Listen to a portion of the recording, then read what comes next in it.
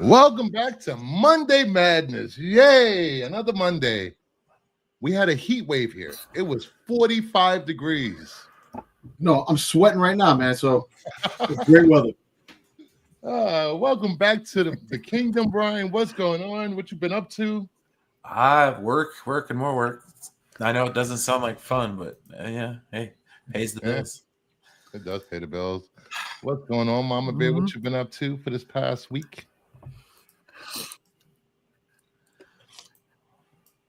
Hello, boys. Working on the apartment. Can you hear me? Yeah, I can hear you now. Working on the apartment. My computer has been buggy. It's driving me crazy. I don't know what to do with. Uh-oh. Yeah. Yeah, it's always maybe you can try to get someone to do a fresh Let me try exiting and coming back in. Why don't you get TaskRabbit? TaskRabbit to get somebody. What you been up to, Degrassi? Just recuperating. Healing. Oh yeah. How was that being sick? Sucks. I'm like I don't get sick really, so I don't like it.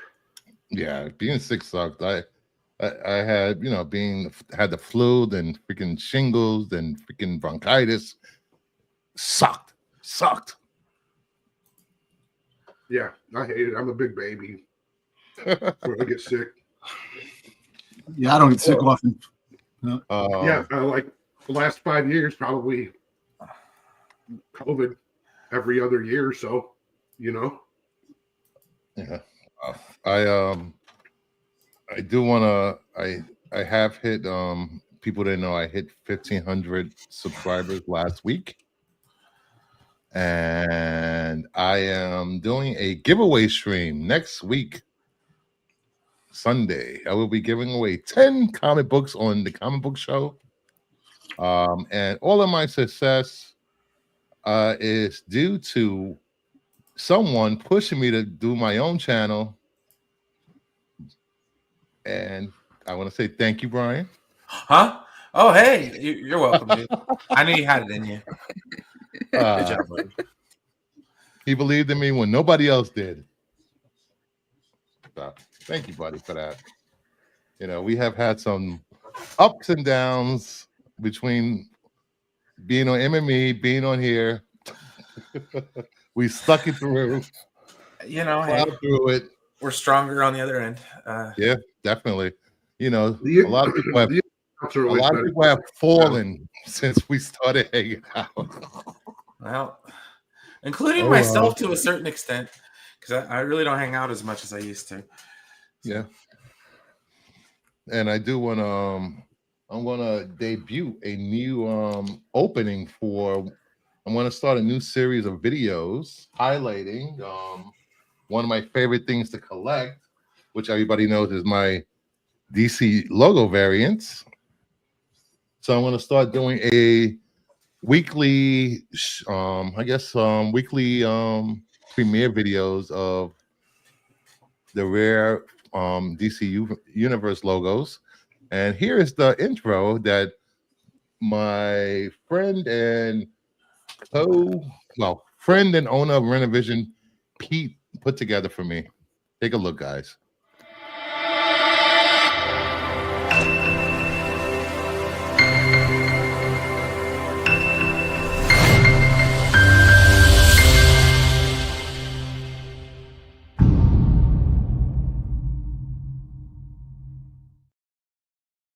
Sick. I feel like I should be That's sitting in some a movie production. theater somewhere. I know the production value on that is amazing. This is why he has as many subs. Anything is possible with AI, man. You can make any goddamn video, any type of thing, which is great. No, that's not AI. Well, Let him there's have his hope. moment. Hey, I'm sorry, it's like AI. Hey, listen, if you can make a Star Wars film, 15 minutes, and by AI, and it's fucking getting a lot of raves on the YouTubes, you can do anything, man. Yeah. So I just want to thank everyone that believed in me and stuck with me. I know it could be difficult at times. I could be an asshole sometimes, but being on MME, you have to be an asshole, or people walk all over you. Yep, everyone's building in someone else's story. Yeah. So let's see. Daryl Taylor. Hello, just started reading Jim Lee's Wildcat Compendium on the chapter where the Wildcats meet Youngblood. Nice. Hey, Brucey, are you done with your little tantrum from yesterday? Fuck you, Blue Jay. Love you, buddy. I guess not. What was the tantrum from yesterday? What was the tantrum? Oh my god! It was just one of Max's typical streams, and okay, never mind. I'm sorry I asked. Never mind. I forgot what I said. It was just like, you guys really need to suspend your beliefs in this stuff to enjoy it. And some people took offense. That was before today, right? That was yesterday. That was yesterday. Thank you, Lisa. Boy. Oh boy, I feel like Spanky in the Little Rascals. Anyway, sounds like a member stream. Right on. It was a member stream with no members. I haven't been on in years, guys, and I don't care. Months, and it's been amazing. See, it feels like years. I really wanted to say that stream really insists upon itself. Everything insists upon itself, Lois. What does that even mean, Peter? I don't know. But we got a good show. We had a lot of DCU news today. A trailer for Andor dropped. Freaky. What was the other trailer, Degrassi? Freaky Tales was last week. Tales. I think it's relevant, considering. We're gonna talk about all the DCU news. We're gonna see where Mr. Gunn, with his new slate of stuff, is going with it. We have a lot to talk about. Maybe we'll even do some flick chart if we have time at the end of the show. I haven't done that in a while. Crazy. So, and don't forget, make sure you hit the notification because you don't want to miss the giveaway show. There's gonna be some good books given away that day. Just saying, you got to be in it to win it. So let's not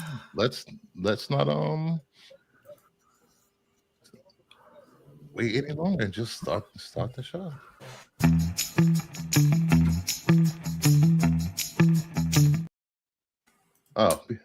Before that, Andor trailer was great. I was blown away by that trailer. Did everybody see the trailer? Yep. Yeah, it's a really good trailer. No. Pretty good. Yep. Like I said, the trailer, the music, the choice of music did not go at all, but it fits so perfectly well. It looked like a true Star Wars movie. It just looked amazing. It did. I am getting 3 episodes per week. 4 weeks. That's what 4 movies, pretty much. Definitely. Yep. Hey, Blue Jay, what's going on? I'm what doing they skip good. and what they I'm skip. sounding a lot better now. Well, good. There's I'm glad you're a feeling certain better. amount of time between each week in the story. It advances in several years in the story. And I like how it goes right into Rogue One, the last arc. So that's awesome. Also, Well, Andor. you know how it ends. So. Also, Andor looks dynamite. Andor looks dynamite. Yeah, I was surprised how the quality. I think I was impressed with the first season quality of Andor, but this is like the top quality of that first season. This is what I want. Give me this, and I'll be happy, man. That's all I have. Give me this. I mean, this is definitely a lane, like with the politics and stuff. It's definitely a lane they're staying in, and if they're not going to pull into it completely, because that's kind of what it sounds like to me. Listen, just give me that. Give me what Star Wars is supposed to be, not the bullshit that they want to put. Just give me that. And when I say politics, I don't mean like what some people think politics are. I'm talking like real like politics, like the politicking of politics. You know. I know. Hey, listen. If you do it Star Wars politicking, the way it does politics with Star Wars, the way it is, it makes Star Wars good. If you just shove the shit in there and just it's right in your face, that's the shit that I hate, and that's what Disney loves to do. So, well, I mean, I think everybody's just gonna have to deal with that because that's never going away. I know it's never going away, but there's ways of putting it in, weaving it into the story. Yeah, being honest and earnest about it, and not just doing it to check a box. I get it. Yeah. Yes. But that's, and I think they've accomplished that so far. It's been Star Wars. They've been checking boxes since 1977, man. I don't know. Listen, I know, I know, but there was a time where, you check boxes off where the story override everything. They're just checking off boxes just to make and the story sucks. I want to see good story. And you can put everything you want in it, but just make it to a point where I can sit there and cheer and say, holy shit, this is great. Yeah. This is awesome. That's it. I think the era of checking boxes is over. Yep. I think so too. Good. Wherever you stand on from this and get to the box office. We have nothing like a little bit of BO. We got Captain America: Brave New World, the number one, with a 28 million. The Monkey with 14 million. Paddington in Peru with 6. Dogman with 5.8. Neza 3 million. Heart Eyes 2.7. Mufasa 2.5, which is crazy. It's been on digital for like 2 weeks. Still made money. Unbreakable Boy 2.3. Chava 1.6, and One of Them Days is still making money 1.3. Yeah, and it's been available on PVOD for a minute. So, Neza 2. That's a Japanese animated. I think it's a Chinese animated film. Yeah. It's now the highest grossing animated film of all time, just surpassed Inside Out 2. That's insane. That's good. I know, and I think it's close to $2 billion. I keep hearing that like all the time. Well, let me see. That movie, One of Those Days, that's my life every day. One of those days. Hey, you get to hang out with Keke Palmer and SZA every day? Because I'll be down. I'll be down with that. His wife is a combination of both of them. Oh man! Why is he even on here? What are you doing? I tell you, if it wasn't for my wife, I don't know where the hell I'd be. I'll tell you that. In a ditch. You too? Yeah. And I got people come at me and say, I don't even think he has a wife, right? Okay. I'll bring her on sometime. Let's see.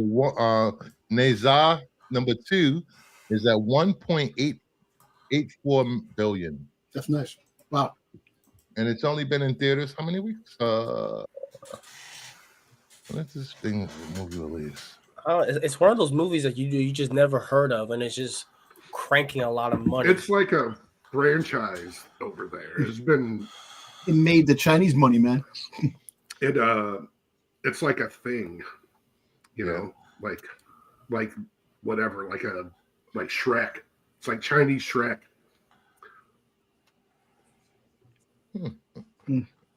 But CGI, cartoon, fantasy, adventure. Yeah, plot is loosely based on the 16th century novel Investiture of the Gods.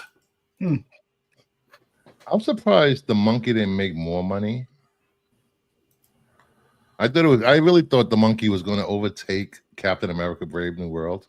I did too, but it's in a lot fewer theaters. I mean, it's a wide release, but it's in a lot fewer theaters, a lot fewer screens. Hey, And Brian. I mean, dollars to donuts, it's going to be the more profitable film. Yeah, it's it's going to be great a movie. slow. It's going to be a slow Monkey's a great movie movie. release. What's the next big release? Mickey Snow White? 17. Mickey 17. I mean, I want to see Mickey 17 more. I want to see that too. Yeah, that looks good. You should come up here, Dom. And Yeah, I should. We'll go to IMAX and hang out in Syracuse. I tell you We'll what, get when the snow ends, pizza. when the snow ends, I'll come out there. When the weather they'll get snowed in up there. No, it was like 45. It's a heat wave. I don't know, heat wave. The monkey only really needs to make the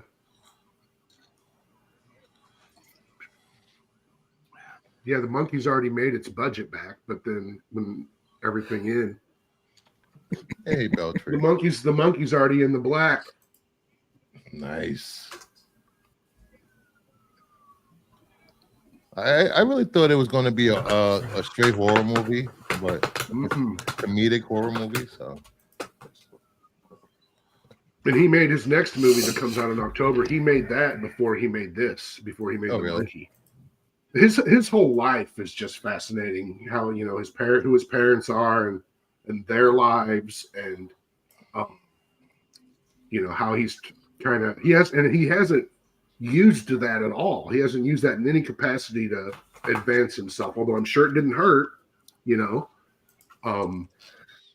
Never played on his dad being a horror thriller icon, and the circumstances of both of his parents' death. I mean, in the monkey there was Anthony Perkins' son. Yes. Okay. Oz Perkins. Okay. Yeah.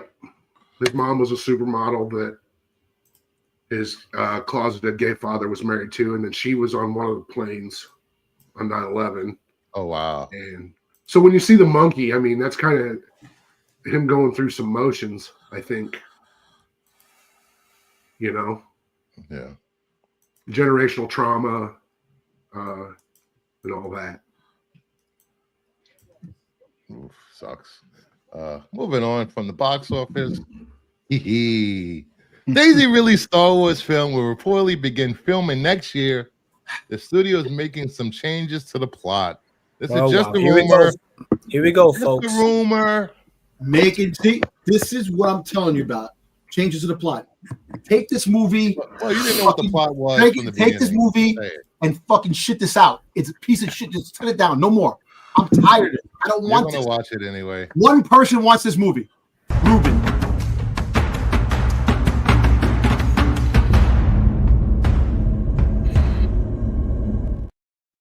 Ruben? Starring Tom Conti? No, Ruben. This guy, Ruben. That's on Star Wars. He's the only one that wants this movie. Really. I want a giant bowl of chicken corn chowder. Now I want a Ruben. Actually, Ruben does sound good though. But I know. Listen. There we go. Zeke wants the movie. Now, yeah, I do too. Because hey, the guy that's writing this now, I think he's probably going to end up directing it. His latest movie is on Max and HBO now, called Elevation. It's not terrible, and he's got bona fides. He's the one that did the Bourne Ultimatum. Yeah. Because I think the original director, I think, is going to conflict with her schedule next year if they start filming next year instead of this year.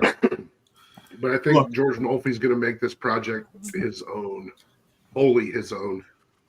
But the politics is what he's changing. He's making it more political. But you see, and this is the thing that bothers me: the woman that's directing this, she's nothing to do with writing the script. A feminist, and I do not trust. That's the thing. She wants to make men feel uncomfortable. She's a liberator. And that's the thing. There's a way. She wanted to make men feel uncomfortable about throwing acid in young girls' faces. No, but this is the thing. You're going to get the politics you get in Andor to the politics you get in this. This is the identity. I think you're jumping the gun. I don't. You know what? Wait if I'm until wrong, the movie comes out. If I'm wrong, I will get on every platform and apologize. You don't need to do that, Dom. That's a little much, buddy. I know. You're supposed to be on every stream. It's just the one thing. It just really aggravates me that, with the controversy of the sequel trilogy, the way it was, I know that her character wasn't written well, but the fact is that to say that she is the face of Star Wars moving forward. Oh, she is. Why? Because she's the here's the guy that's writing it, and I'm going to presume will be directing it. We'll see, I guess. If you think about George Lucas, the 6 movies that he did and the universe that he created, it's actually very steeped in broad notions of politics. It's not talking about today per se, but there's the empires, Yahtzee-ism / Roman Empire. So what is really very core to what I think George Lucas was trying to talk about, and one of the wonderful things about science fiction and Star Wars, which is more almost science fantasy or space opera, is that you can raise the deepest issues without it feeling like a philosophy class or a political science class, something I read in the newspaper today. It can be about real things, deep things. Okay. There's one more bit. The democracy of the Roman Empire collapsing and becoming an empire, and the perennial story of human beings organizing themselves against chaos, and then the tools that help human societies tamp down on chaos becoming oppression. Sounds timely. I know. I know. Look. The way I have a hard time explaining. When I talk about it, it's not like politics in general. I don't hate. I just hate when it's in your face and it becomes part of the story. Where that's the story, and there's no story just because they want to get a point across. But what he's talking about is like real politics, like policy, like how much we should pay our school crossing guards and how much your property taxes should be, and how many of these judges. He's not talking about identity or gender or what color your hair is. That's not politics.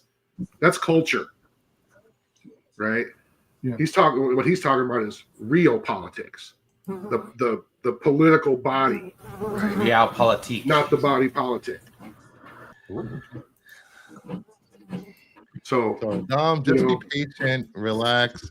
You have 2 years before this comes out. You see what I'm saying, Dom? How they're two completely different things, though. Like politics is policy, and then all that other bullshit that's in your face is just culture. They're two completely different things. It's like race and ethnicity, two completely different things. Thank you for pointing that out, Degrassi. I appreciate that. I'm not trying to be heavy or anything or being. That's how it makes sense, No, it does. And look, and I understand that, to make things irrelevant today, you have to put in stuff that's going on today to get the generation today because you want this to go forward another 50 years. And I understand that. Go ahead. I'm sorry. I'm not trying to. No, I'm just saying it's just a pain in the ass because, they have the ability to do great stories. And, we had great we had great extended universe stories that they could pull out of and weave it into stories now, but they want to erase all that and just. They did throw Dark Plagueis in something, and everybody had a shit fit. Remember? Yeah, I know. People asked for Dark Plagueis. I distinctively remember that. It's kind of why I don't like doing these panels talking about Star Wars anymore. Yeah, because nobody's ever going to be happy. Jesus H. Christ, man. Seriously, that's why I hate talking about it, because it's like, no, nobody's going to be happy. Nobody. So why? So we can waste time on a Monday night. Yep, precisely, Brian. Nailed it. All right, fantastic. All right, we got the more important stuff. This was just a rumor anyway. It's not changing anything. It's not confirming anything. Take it with a grain of salt. Do not hate the actress. She is not the cause of. I don't hate the actress. I think she's a beautiful woman. I just the way she weaved in the story.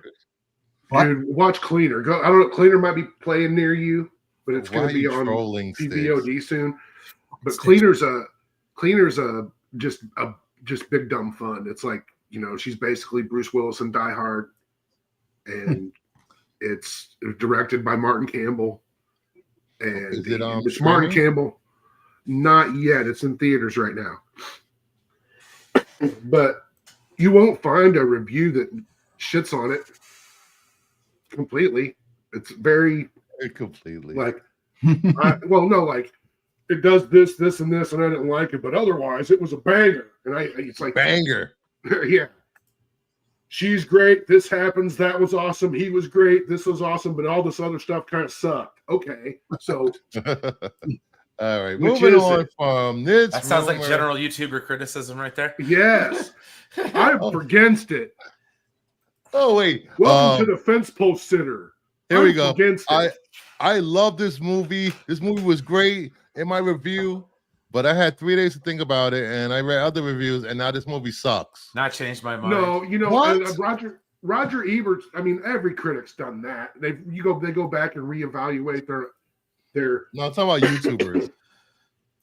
Yeah, I'm not gonna knock them. I just hate that. Vincing YouTubers. I just hate when they do it in the same stream. When they take themselves so I goddamn liked seriously. it, but I hated it. What? But that's how I felt about Star Trek Into Darkness. I liked it, but I hated it. So I guess I hated it. I hated it. There's nothing to be liked there. It's just pure hatred. It was Blind technically proficient. hatred. It was a technically Sure. proficient film, right? Yeah, great. Cool. That's Yeah, still All not, right. that's Next not a up, redeemer. Marlins Wayne says they're going to make White Chicks 2. It's time. No, it's not. Yes, It's been it is too beyond long. We don't time. need a sequel to this. Can we please get everybody back together? Can we please get Lil Man too? Yes. Are we already? Have they I already love done Lil Lil Man? Man. I 2? saw that in the theater when I was 6 years old. Definitely need Terry Crews back. Yeah, that's what I'm saying. It's got to have Terry Crews. There we go. Got to put my snow boots on. Oh yeah. There's no way. There's no way this movie's getting made for at least another 40 years. Yeah, they got to make scary movie. What 6, 7? Yeah, they need to get back to making scary movies. Yeah, They are. That sounded really bad saying it the way it came out, but hey, how else are you supposed to say it? I don't know. Scary movies. Let's go make That's some it. movies, Yes, y'all. that's perfect. I don't know how. Which this was the movie original played out. title of Scream. Hey, Scary. maybe we'll get Tropic Thunder too. Oh. Eh, Return of Kirk Lazarus. nah, I Can don't we know. get can we get a reboot of Porky's?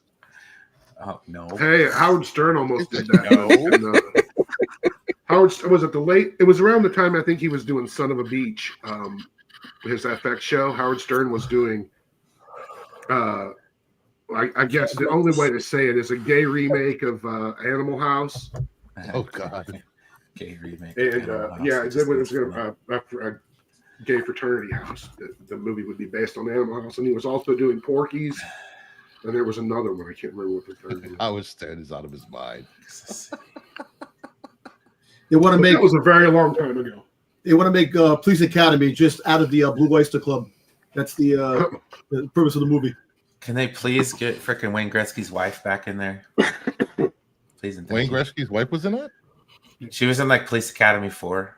Oh, I didn't know that. Janet Jones Gretzky. Yeah. Yeah, when Sharon Stone was in 3. Jeez. Kim Cattrall was in the first one. I was gonna say Kim Cattrall was in the first one or second one. I don't remember. Speaking about Wayne Gretzky, man. Colleen Camp was in the Second second is one. 13 goals away from breaking the all-time scoring record, man. That's amazing. So That is pretty incredible. that is an incredible feat. 13 goals away. That's gonna feel like a lifetime. That 13 goals. He can just remain a hockey legend. How about we just leave Wayne Gretzky in the hockey legend lane? Yeah. Yep. Yeah, 100%. I got to see him play once back in 1993. It was cool. Definitely. Moving on, we have Marvel exec Brad Windenbaum said they're now actively developing the first X-Men movie that is the focus of the X-Men currently. Cool. That's just Finally. words. That's just him saying words. Somebody asked him a question, and he put words that had the thing that they asked him about. Really, the focus of the X-Men side of your franchise is the X-Men? It's just all bullshit, man. It's what you guys were saying. Like, why did What's he supposed to say? that? I mean, where did they ask him? Was it a red carpet? Was it an event? What, like, I guess I need more context, but this just seems fucking stupid to me. I'm like, what's the focus going to be? The Avengers, Fantastic Four, the Hulk? I don't know. The focus of the MCU is the MCU, Bruce Fern. Well, the focus of the Kingdom of Nerds is Mama Bear. All right. Got to focus real hard. We might all need some place to hide. Pretty much. All right. This may. If only my computer would play along.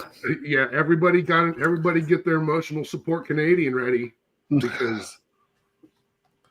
Yeah. Anyway. This just in Marvel executive slip to answer question. The internet goes crazy. Film at 11. Yeah, I mean, it's just like, what's he supposed to say? I don't know, man. Oh yeah, we're not doing that. Or, no, we ain't doing shit. Get out of my face. Ask me stupid questions. Yeah, you could have said that. Speaking of Canada, I do want to go to Canada. What is it? Niagara Falls Comic-Con on the Canadian side, because the one on the American side is dangerous. Jeez, what happened on the American side, dude? Comic-Con's dangerous. Like, some Yu-Gi-Oh fan ran up on a Pokemon fan, and there was war words. When's it gonna be? It was a nerd slap fight. A couple F tier YouTubers meeting in person. Let's go, Six. Yo, Let me find out when is it. Because I'll go. Yeah, we can literally. I told you that event happened on Friday, and that there was going to be a lot of bullshit on Monday. Yes. And yeah. May 30th. Wait, is this the? So they say to stay on the Canadian side because that's where the best views are, because all the views on the American side are garbage. Let me show this. Here we go for May 30th. We have Warwick Davis. He's all over the place, Warwick Davis. Jeez. We got Robin England, Michael Rooker, Eric Braeden. Let's go, Eric Braeden, star of Young and the Restless for the last 50 years. I was going to say, who the fuck is that? All right. Cool. We got Tommy Chung, Danielle Fischel. Whoa, let's go. Topanga. All right. We got Ryder Strong. We got Will Friedle. What is this? We got the reunion Trailer Park Boys. Let's go. That'd be kind of interesting. Pete Ostrom from. We got the douche that got the golden ticket and freaking goddamn Willy Wonka. Danny Bonaducci. Is he still alive? The douche is going to be there. Yeah, he's still alive. Are they doing celebrity boxing? Because that's sweet. It wasn't him and it was him one of the Brady boys, wasn't Lions. it? Damn, dude, you guys actually get good people. We get nobody, like nobodies. Amelia Rivera, Ian Ziering, and Brian Austin Green. Fucking goddamn, you're gonna be getting NATO. Dude, you're so excited. How excited are you? Your 90210 heart is just screaming right now, isn't it? Yeah, he loves 90210. That was his show. The con is good. I've gone before. I just remember Ian Ziering hosting some like police arrest show, like one of them cop shows. Oh, we got Scott Ennis, the voice of Scooby-Doo and Shaggy. Hello, Shaggy. All right. Where's Scooby Snacks? This is pretty star-studded event you got going on here. Voice of Sonic. Like a cast of the original Teenage Mutant Ninja Turtles. Turtles. Robbie Rist, America's oldest living teenager. Robbie Rist, get out. Not the guys that voiced him. You know, Robbie Rist, Brian. Yeah, Tucci. everybody knows Robbie Rist. We got David Yost, the original Blue Ranger. Yeah, dude. Amy saw Jo Amy Jo- Johnson. He was on the That was cruise. an early He was on the crush. cruise when I was on the cruise. That was an early crush. Oh, really? Yeah. Oh, the Pink Ranger, dude. Oh yeah. Robbie Wrist became a meme before they were memes. Yeah, she was doing a cop show up here for a while. Yeah, I really wasn't cool enough for 90210. We got Walter Jones, the Black old Ranger, enough either. It was more Melrose Place, which is like the Lachlan it's that Monroe. dude from, Ooh, Cat Burrell from Wyona Earp. the guy from Tim Peacemaker. Yeah. Now Another we're getting into nobody people. town. What? Never mind, I No, take Michael that back. Ironside. Yeah, How, yeah. how dare you? I saw him and I said, I'll take that back. How dare you, sir? Michael Ironside, man. We got I'd go some- just for that. Scott And I'd be like, can you McCoy. sign my Highlander 2 poster? Whoa, Jason Priestley postponed. Oh, Wrestlers. Kurt Angle, What? Booker T. bro. Mick Mick Foley? Oh, this is worth Scott this looks Steiner? like this is worth Steiner. the price of admission. Scott Fuck I would that. just go for the wrestlers, man. Fuck. Rick Yeah. Steiner, Ted DiBiase, Jerry Lawler, King. Fucking Tatanka. What? Hey man, is Chief J Strongbow? Oh, David shit. Schultz? Ted DiBiase's still alive? Holy crap. That's crazy. He was on wrestling See? 2 weeks ago. Shit, Yeah, man. no Virgil David, though. David Schultz smacked the Yeah, shit out of I'm that watching dude, that freaking reporter. this guy's son right now. Scott Steiner's son. He's on right How now. much are the Did he tickets for did he this, dr- Taylor? did he drop the D? Wasn't it D David Schultz? Did he drop the first D? Something like that, yeah. Well, dude, he smacked the reporter and got fired. Yeah, he How smacked John Stossel. Yes. How much are the prices? What are the prices for these things? 3-day pass. I'd go for some Kurt Angle, though. Kurt Angle's cool. I always like Kurt Angle, especially the "You Suck" era. It's 100 and- You suck. Oh, He freaking goddamn wrestled with a broken freaking neck. yeah, in the damn Olympics and won. Yeah, It's no, he's- $110 for 3 days. Kurt Angle. Oh yeah. Huh, not bad. How much do these guests charge? Let's see. All right, how much Topanga charge? Oh, that's $100 about right. $100. Everybody's $100. Yeah. All right, here we go. We got Amy Jo. She charges 84 autograph, 84 selfie, and 85 for photo. The Booker fuck T, outta 80, here. 800. Brian Austin Green. $80 for a Pretty much selfie. they're all the same. Jesus Christ. Yeah, selfie. Oh, I man. kind of- Eric Braden, 100, 115. Fuck off. You remember man. I'm when sorry, you didn't dude. have to do that, when you could just go to pay to go to a con, and once you were in the con, Take creep shots of the actors and actresses, right? know that Oh. you would they would just sign something for you and take a picture with you as a courtesy Yeah. Yeah. for you Wow, coming Robert- to see them. England, $200 for Jesus. a Yo. signature and $225 for a photo. That's not as bad as Mark Hamill. Fucking Oh yeah, $500. Mark Hamill's Yeah, I know. Fuck Yeah. Mark Hamill. I'm good on that one. Shatner's disgusting. They're just I get it, dude. disgusting. He's 90. You know, fuck it. You can be disgusting at 90. Canadian to USD, remember. Oh, yeah. Oh shit! So think about it. A little bit cheaper. Yes. $78 for a 110 ticket for the whole weekend. Nice. I think we're going for the whole weekend, Sticks. Yeah, you want 10 for literally the like whole 3.5 hours. We can go. Six is closer is to it me. 3 days, 4 days, 3 days. 3 days. 110 for 3 days? Yeah, that's Yeah. not bad. That's not That's bad. New York Comic Con is like $80 per day or more. Yep. Yeah, the 110 is definitely worth it just to get in the door. No offense, Mama Bear. Hey, Oh, no, I Cal, gotcha. what's going on? You can get my signature for 25 cents. What you mean I'm paying? Screw you. Dom is paying. I ain't paying shit, man. You paid to come see me. I mean, I'm apparently Brucifer's packing right now in that apartment. So you paying? You buying? Well, Dom knows I'm packing, so that's a good thing. You buy me food? All the time. All the time. Hey, Brucey. Heyo. Yes, I saw. I'm looking now. What is this? Let me see. This is the one most get hyped for. Ooh, Toronto. I want to go to Toronto Comic Con. Oh, what? All Hey, right, hold dude. on. Yeah. Let's see who we got here. Half the cast Well, of the we got boys. Jared Padalecki. What? You got the Stranger. Carl Urban. Urban. We got Anthony Starr. Manny Jacinto. What? Yeah, Mark Shepard. What? you got the whole Keep going. Supernatural gang there. And Holy Buffy- crap. James Masters. What? Wow, dude, you can get your Jim supernatural Beaver, Bobby? fix. Jesse Oh T. my Usher. God. Ruth Connell.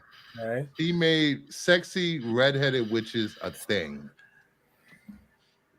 We got the boys, Jesse, Nathan. She is fabulous. Oh, So they're gonna have a Oh, boys great panel, show. I imagine. then we got comic book creators. David Alec Drummond's Payton, Dave Perry. Oh, Bunch of Mike dudes I've never heard of before. McCone. Jim Solicrip, Tim Zub, Larry Houston. A lot of good artists.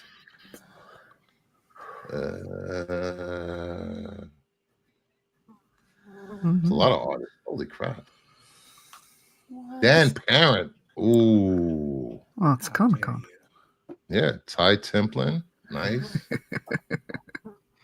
I I can't- don't know. It's just that a lot of YouTubers cover only they only cover San Diego, so they only look for who's dropping what from Marvel and Disney movies. Wow. I can't imagine San Diego being any fun anymore. No I need to get there. That's one of the places I need to get to next year.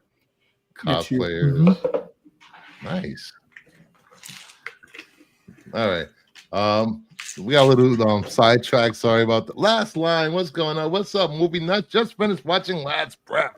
How was that? It was pretty good. 3.5. But yeah, anyway, that's a given, right? Whatever Brad Winderbaum said is a given, and, Dude, I'd and be excited yeah. for 2/3 of the Power Rangers. Well, that's pretty sweet, dude. who You need to be on the East Coast, Brian. so it's just a Yeah, matter of casting I'm and like good. creatives and stuff like that. I'll take my nice weather over here. Thank you very much. All right, I remember that when it's like 120. It doesn't get that high here in Reno. It's nice actually. Uh-huh. Hottest it gets is like the It's a dry high heat. 90s. High It's a 90s. dry heat, right? Dry heat is Dry so heat. easy. It's better than Sacramento. Sacramento, on the other hand, that's about 120 with humidity. And yeah, I used to play football, like my football pictures right there. Okay. Yeah. Freaking first day in pads, it was like 115, dude. I wanted to die. Let's make plans. Make First I some gotta- plans for later on tonight. Yeah. So next up, John Bernthal is officially developing a Punisher special presentation in Marvel Yes. Studios, which I don't believe, like Degrassi we were talking earlier, these specials aren't cost efficient. Why wouldn't they just give him a series or do another Punisher movie? Yeah, he's well established. He doesn't. Why would they give him a 40-minute special just to be like, here's the Punisher again? It just doesn't smell right to me, really. They've done two in what? How many years? 3 years. And so they're clearly not a priority, and they cost way too much for what they get out of them. So if they can back end it off of the second season of Daredevil or something and use those resources, sure. There's nothing stopping them from doing that. They're probably doing reshoots for season 1 as they're filming season 2 now. So Yeah. I'm looking forward to this. I'm happy about this.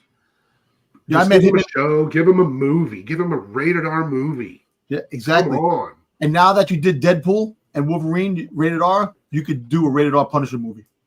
Well, not like that, not like a cartoon. I'm talking No, about I mean, you could do an action type of thing. And he's got the skull.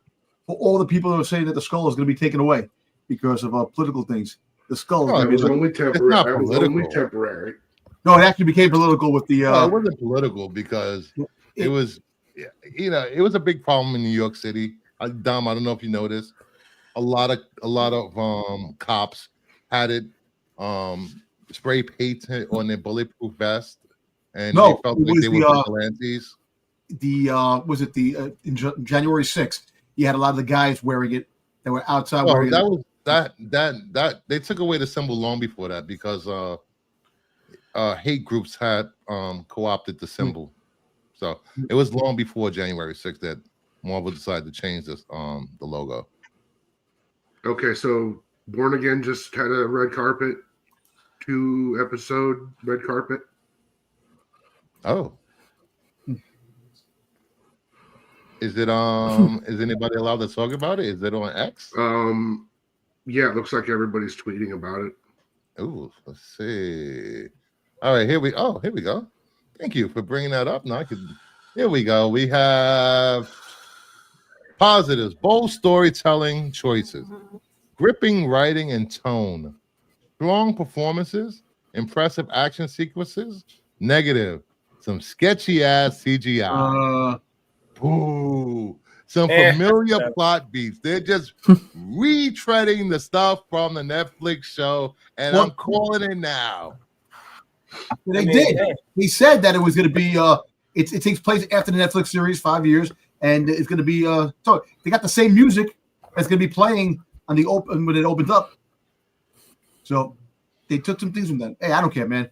This is one of the most fucking. I would scroll and look for more on X, but my X is not the most family friendly. Yeah, I like. I'm trying to stay off of it. X is very family friendly. Listen, yeah, hey, Bruce, I don't want to see locations of bathhouses, man. Please. Well, you already told me all of them. Why would I need to look for them? Boom, bitch. No. Yeah. I mean, I'm not going to not watch a fucking Daredevil. Why do you try? I try because the fact is I don't try. You know, because you always try to jump on top of what I say before. So I already said it first, to hit deep, and then you come back, and it makes no sense. So there you go. Here we go. I think this should be safe. I just typed in Daredevil Born Again. It's going to be I think it's going to be a tough watch for some people, especially that first episode. It's a gritty, ruthless, and unforgiving bloody. Fans of the original series are in for a treat, echoing the first season's intensity and rage.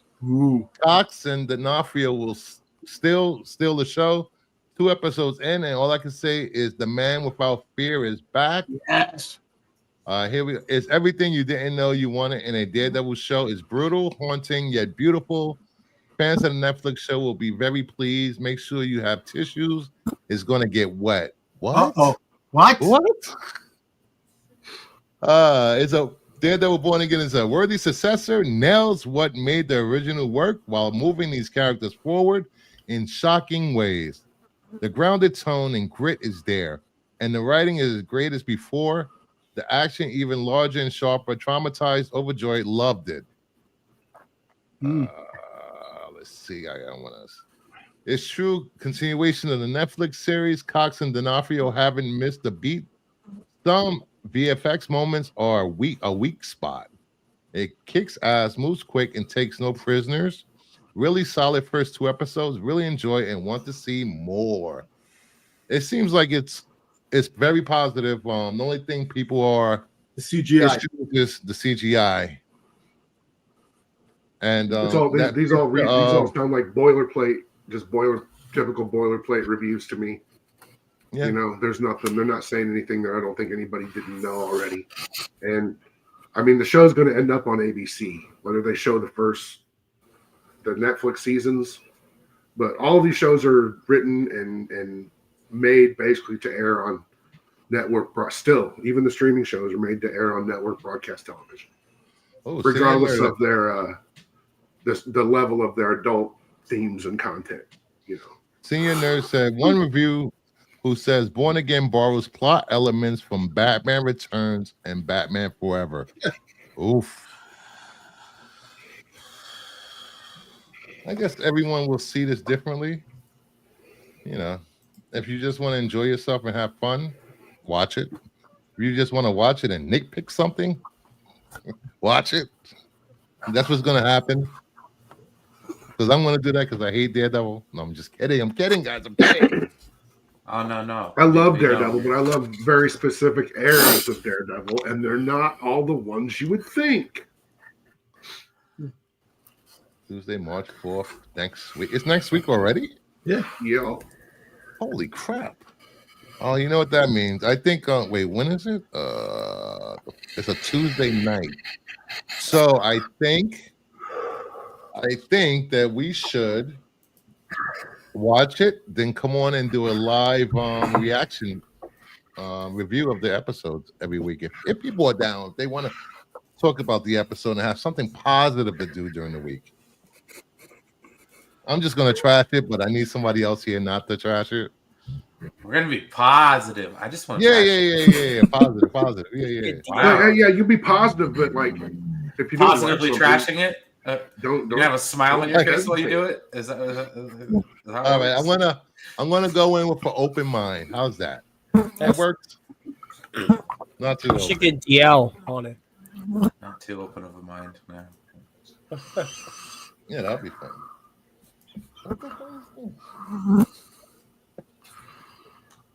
But I think that'll be fun. If you guys want to do that, we'll go live right after the episode. And we'll review Definitely. it. I'm up for that. I don't think Dom, I don't think you and Marco are gonna be doing that, right? No. Okay. No. I know you're Andor, gonna try to probably do do- that with Andor. We might do the Andor thing with the show after it drops. If it's 4 weeks, 3 episodes, we might be doing like a review right after. I don't know, depending on how they want to do it. But I know Marco doesn't have time to do that, so we'll see. Thank you, JS. This stuff, Bruce, definitely. Yeah, because we had so much fun reviewing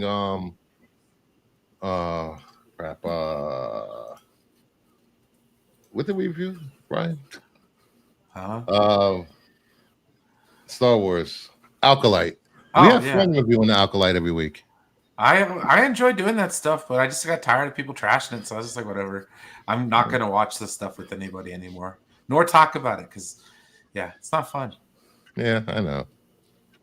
It was fun while we were doing it. Then we get on stream and other YouTubers go and trash it for no reason. But that's just them.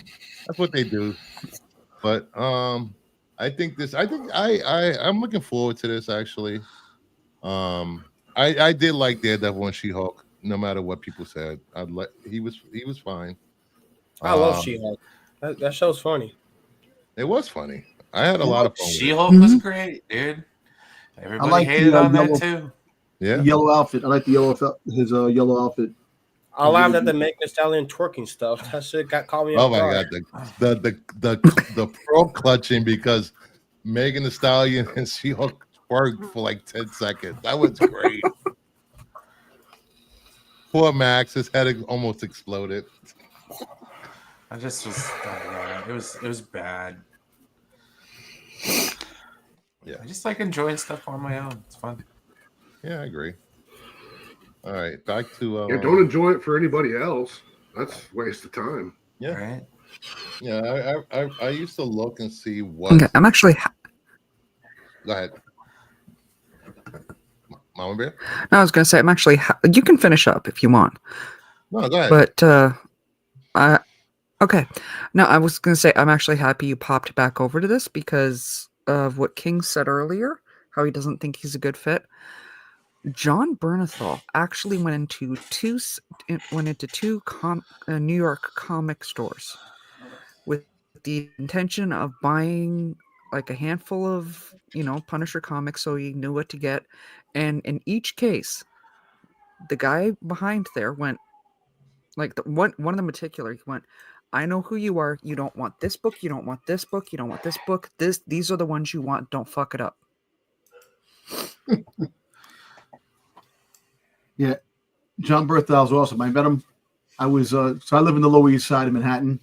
I was walking up the street, and he got out of a cab, and I saw him from up the block. I'm like, "Is that John Bert?" I'm like, "Get out!" So as I walked past, I walked by him, and I looked, and I said, "Holy shit, man! I'm a huge fan, man." And we started talking on one of the corners in my neighborhood, and I was stoked. I said, "Yo, we miss you as Shane, but you're gonna rock as the Punisher." And he's like, "Thank you, man." And then I went to a con. He was there, and I repeated that, and he had no idea who the fuck I was. But that's okay.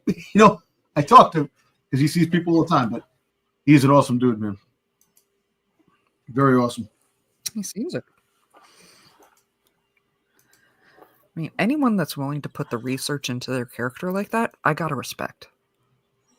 Look, a lot of characters that portray certain characters, they do that. They go to the comic stores and they try to find the source material. Now, like I said, it depends on who the person is behind the counter that's selling the books and stuff like that. Like you said, give the material that they need, stuff that's good, the good stories that actually would bring them out as the best possible of that character. And that's cool. I like that. I like when people do research and they get to know the character and they get to know what they're doing, not just to get a paycheck and just to do a story because they're getting paid for it. Yeah, because it's always you can always tell when an actor loves what they're doing and they have love for the characters they're playing. It comes through in the acting, Unlike some people, Harrison Ford, that phones it in most of the time. Damn. Carl Urban in Star Trek. He was a Star Trek fan before he even started. And that man, his portrayal of Bones made Leonard Nimoy cry because he reminded him so much of DeForest Kelly. I love that. Yeah, his portrayal was so good. Yeah, he does have a good podcast. His podcast is awesome. I watched a few episodes. It was a highlight of the movies, I will say. The casting was great for. Oh, I had no problem with the casting. It was just, why'd you have to? The casting. I like. Why'd you have to flip the glass, man? Why'd you have to do that? Because if they didn't and they tried doing a basic reboot, you would have had the same problem as Star Wars, where you would have every fanboy turn around going, "Well, this is wrong, this is wrong, this is wrong, this is wrong. This is the wrong shade. It should be this, this, this, and this," and tearing the thing apart. Oh, I know. That's what happened with Discovery. Damned if they do and damned if they didn't. I mean, that's why Star Trek is kind of shot for shot, scene for scene, line for line, performance for performance, and it would still be whinging minis. Yeah. Well, I'm allowed to not like something, and when I saw that movie, Absolutely. I knew I didn't like it. Yeah, like I said, if it's good enough for Leonard Nimoy, it's good enough for me. Oh no, he was great. And I loved the 2009 movie. It took a stale snow globe and gave it a good shake. Okay, but it's just the shit that followed. Thank you, Alex Kurtzman, only making one TV show with watching. Son of a bitch. I hope. Yeah, never mind. I'm good. I won't go there right now. Well, the special will probably be like an hour. What the specials have been an hour long? Yeah, an hour, and then what are they, like 48 minutes? Yeah, something like that. So they can put 12 minutes of commercials in them. See how that goes. I just don't understand this whole special thing. Like, what can you accomplish in 48 minutes to an hour of having Punisher on screen? I don't get Punisher, nothing. Someone like Werewolf by Night or a Christmas special, sure. But I don't know. Seems like a waste to me. But I don't. Not my shit. It's not my character. Fuck it. Do whatever. It'll be a hit. People will love it. As James Hetfield said, "It ain't my bitch." I'm sorry. Yeah, the Werewolf Bar special worked. I'm excited. I wanted it more bloody. That's just me. Did I watch the color version of Werewolf by Night? I don't even think I did. No, I never got around to it. I saw it in color before black and white. What do you prefer? Wow. Color. Did I even watch that yet? Yeah, really? I didn't watch it yet. I didn't watch the Guardian special. Actually, the Guardian special was funny. I liked the Guardian special. That was good. It was fun. Kevin Bacon. Yeah. All right. Next up, what do we got next? Deadpool co-creator Rob Liefeld wants Kevin Feige fired as the head of Marvel Studios following Captain America: Brave New World's poor box office performance. Get Feige off the mound. He's spent. Oh man, He's butthurt. I have to say this: Captain America was that bad. I haven't seen it yet, but It's not bad. No, it wasn't that bad, but this is the one instance where Rob Liefeld isn't wrong. well, you know, it's time to bring in another pitcher, man. Yeah, because from what I little research on the MCU box office, Black Widow fell 68% second week, Eternal 62%, No Way Home 67%, Multiverse and Madness 67%, Love and Thunder 68%, Ant-Man and Wasp 70%, The Marvel 78%. Damn, Kevin, K-Dog, where you at here, bro? Why are But you you know moving what? sucking? Yeah, Spider-Man made over $1 billion, Kevin man. So Feige that's- the same heat we give other people in charge of stuff. People Please. give him a pass all the time. Yes, let's give him shit. You know, I enjoy Captain America: Brave New World. I don't think the marketing was done right. I don't think they should have showed the Hulk in the trailer. But you know, that's just me. I grew up in the 70s and 80s where we went and saw everything, good and bad. Yeah. And sometimes we liked the bad movies more than the good ones. Sometimes the bad movies made more money than the good ones. Just the way the cookie crumbles. So it's worth waiting for on Disney Plus. All right, sounds good. Precisely. Brian's hitting every nail on the head tonight. As you can tell, he's fresh. He's been away for a while. Yeah, I've been away for a while. I'm good, man. God dang. But yeah, no, it's exactly how I feel about it. Yeah. Pretty much kind of spent energy at this point. I think this would have been better received from someone other than Rob Liefeld, because everything that he's been doing the last couple of weeks, nobody else is going to say it. Well, everybody else wants a job. Nobody's going to say shit to Kevin Feige. Well, Rob Liefeld wants the job, Kevin Feige's job. That's why he's doing that. You know, it's funny. He said something about creatives and helping other creatives, and he feels that Kevin Feige doesn't do that. And then someone from ComicGate said, "That's what we do at ComicGate. You should come over here." And he's like, "Definitely not happening." Why? I don't know. That's that he. I mean, he can build a whole He would be there. the king of the castle over there if he went over there. He would replace EBS. King of the castle. I think he's a Christian Scientist or something like that in the Christian Science religion. Mm-hmm. So yeah, that might not be his bag. Yeah, sure. What do we got here? Little kids in the future will not know Red Hulk is in that film. They will hit play on the streamer and be surprised. To me, it's worth it. Go back and rewatch those MCU films. You didn't know how they would connect. Hey Bruce, I'm gonna head out. So, all right, buddy. Thanks for showing up. Yep, better. Yep, I will. Oh well. It's nice talking with you guys. So take it easy, Blue Jay. You know, grand experiments like this can't last forever. You know. Yeah. And they did something that had never really been done before, and now it's time to go the way of the Western. Well, I wouldn't go that far.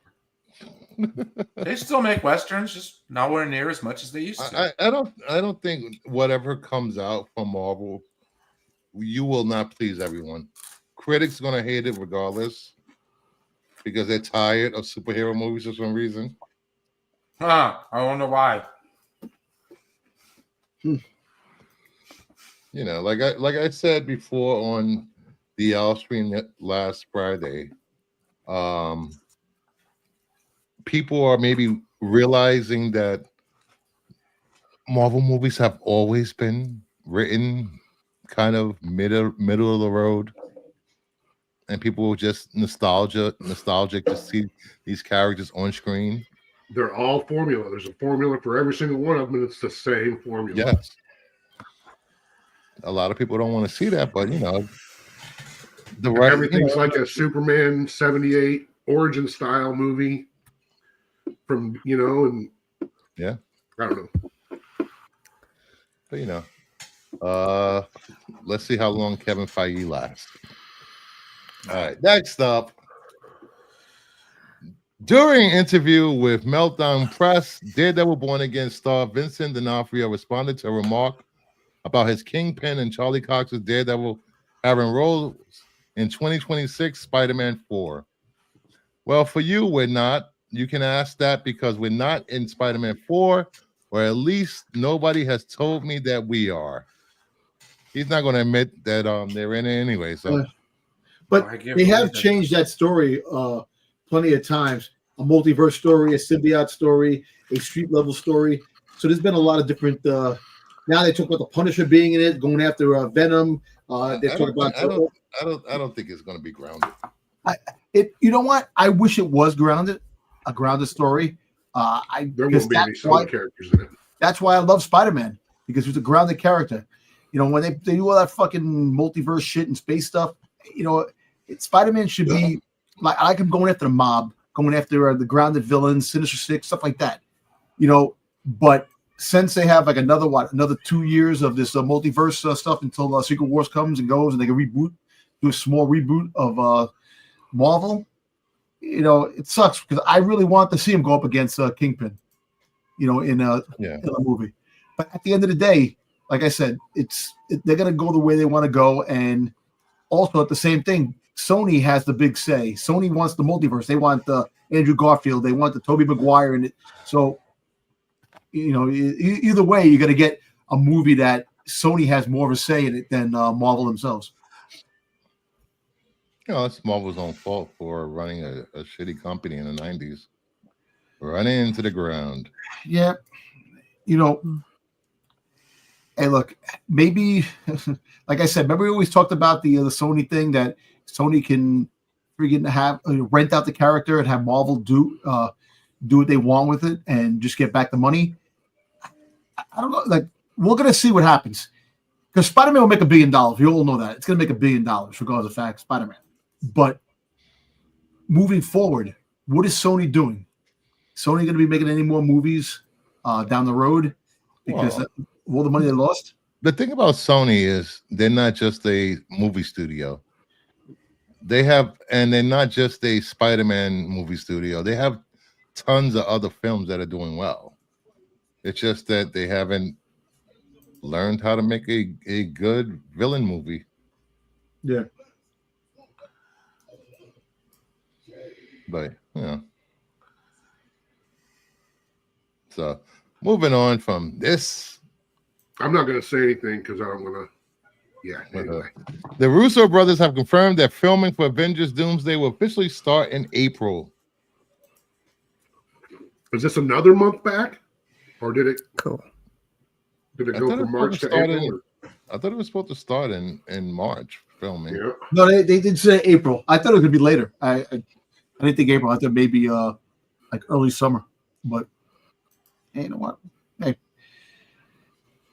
I'm looking forward to these two Avenger movies. When they do come out, we'll see how they intertwine everything. Yeah, it'll be 3 movies. Because isn't there a hidden movie that they're talking about that there's supposed to be something that's coming out that it's not on the radar, but they said that there's another movie like World War Hulk they were talking about, which I know that there's a lot of issues with that because of Universal, but something that's going to bridge the gap between these two movies.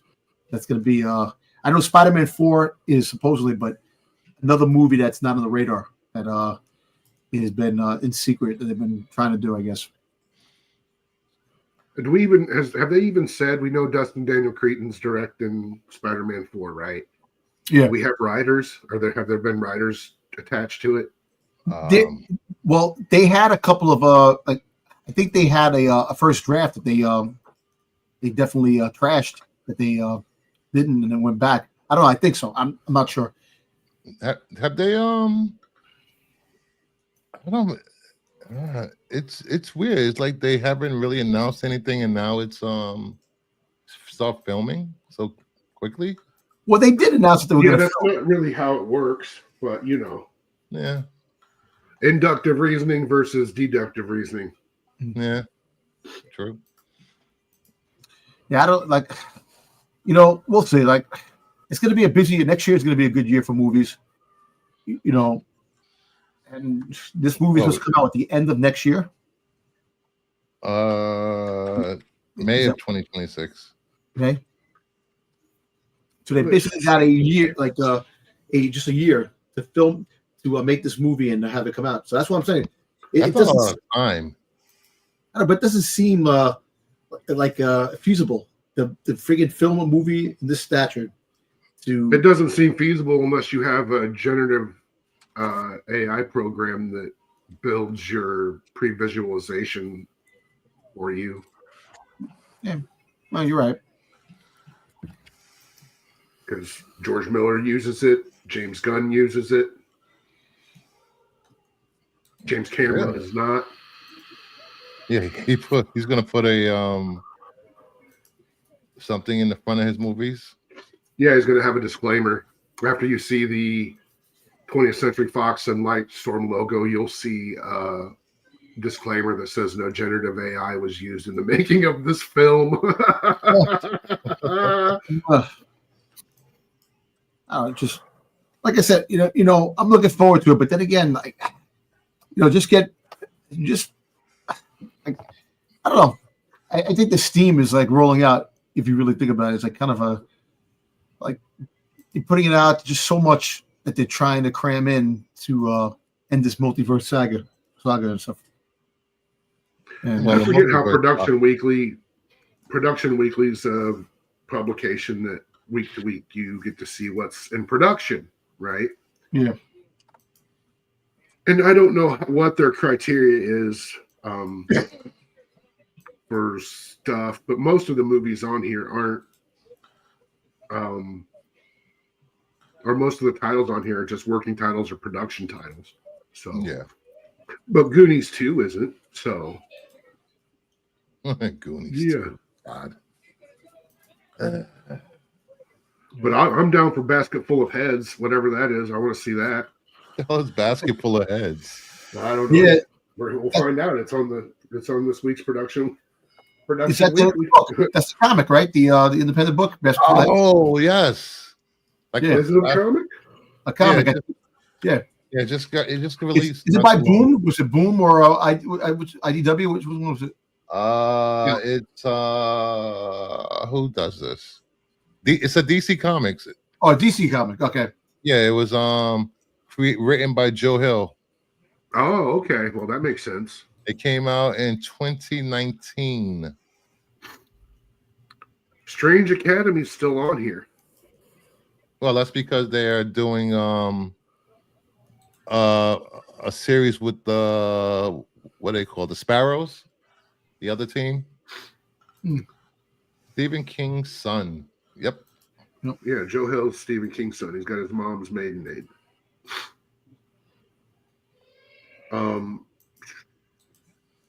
Yeah, weird. Yeah, it follows a woman who tries to rescue her kidnapped boyfriend with a basket and a magical axe.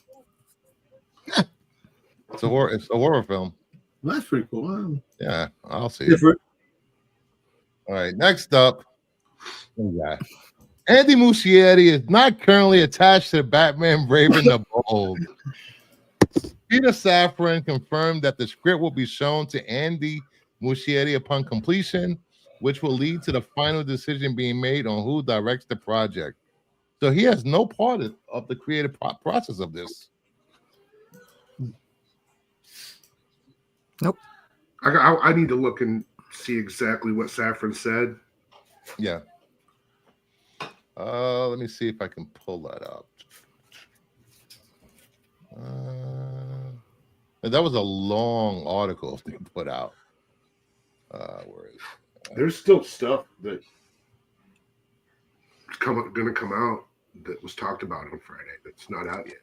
So Yeah, it was just like a flood of information today. Then also they got the Batman information with Hey, Patterson. we'll get to it. Oh, I guess so. Oh, so. Deuce.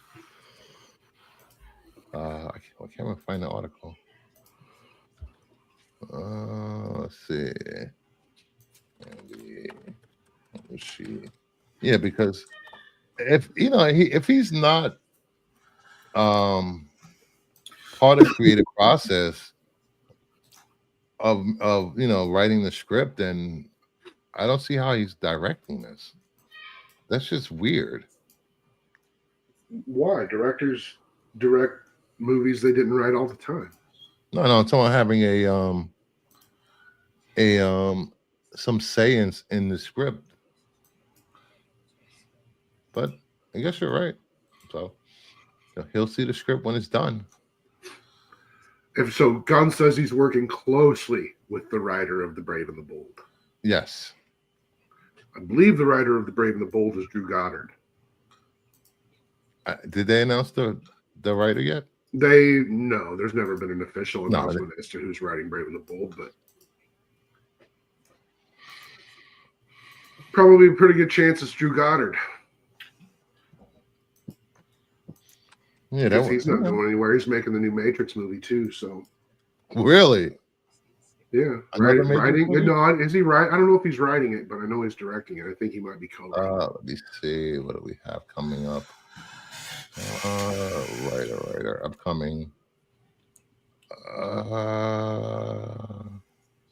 And if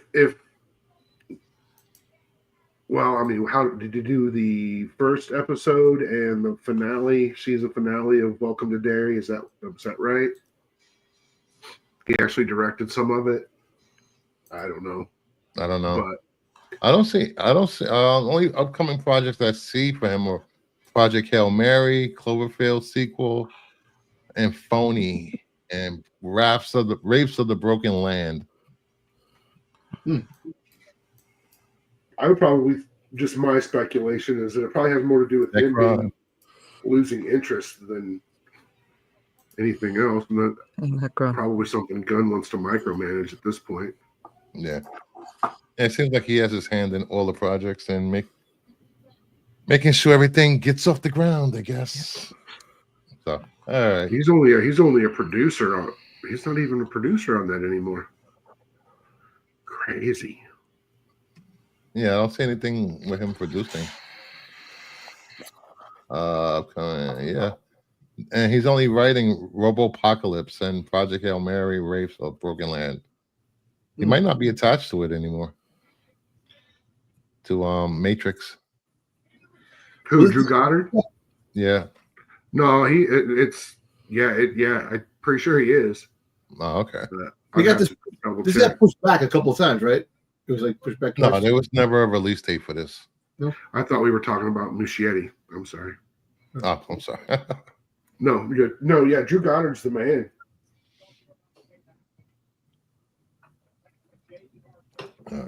So this could be nothing, or it could be something. We'll see when official announcements are made for this project.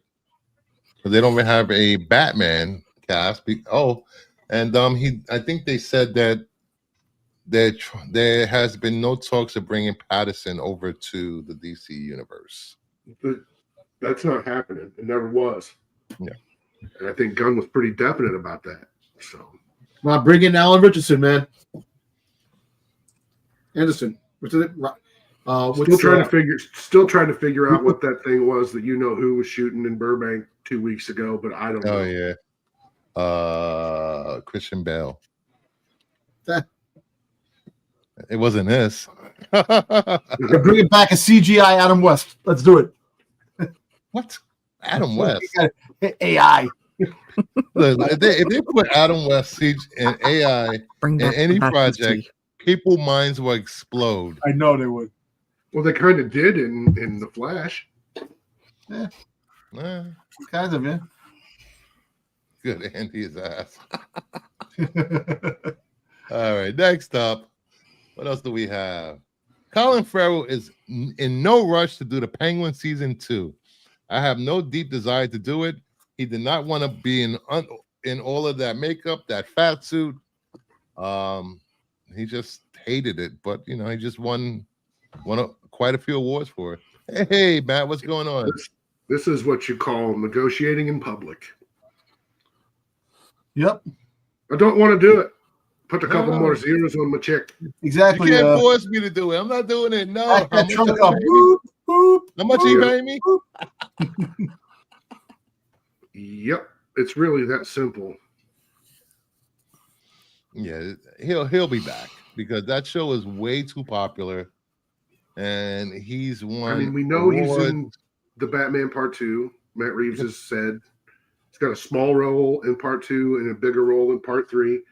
Unfortunately, Colin Farrell may actually look like Oz Cobb by the time they get to Batman Part 3. Oh, come on. What? I mean, hey, it happens to every man. Yeah, I guess.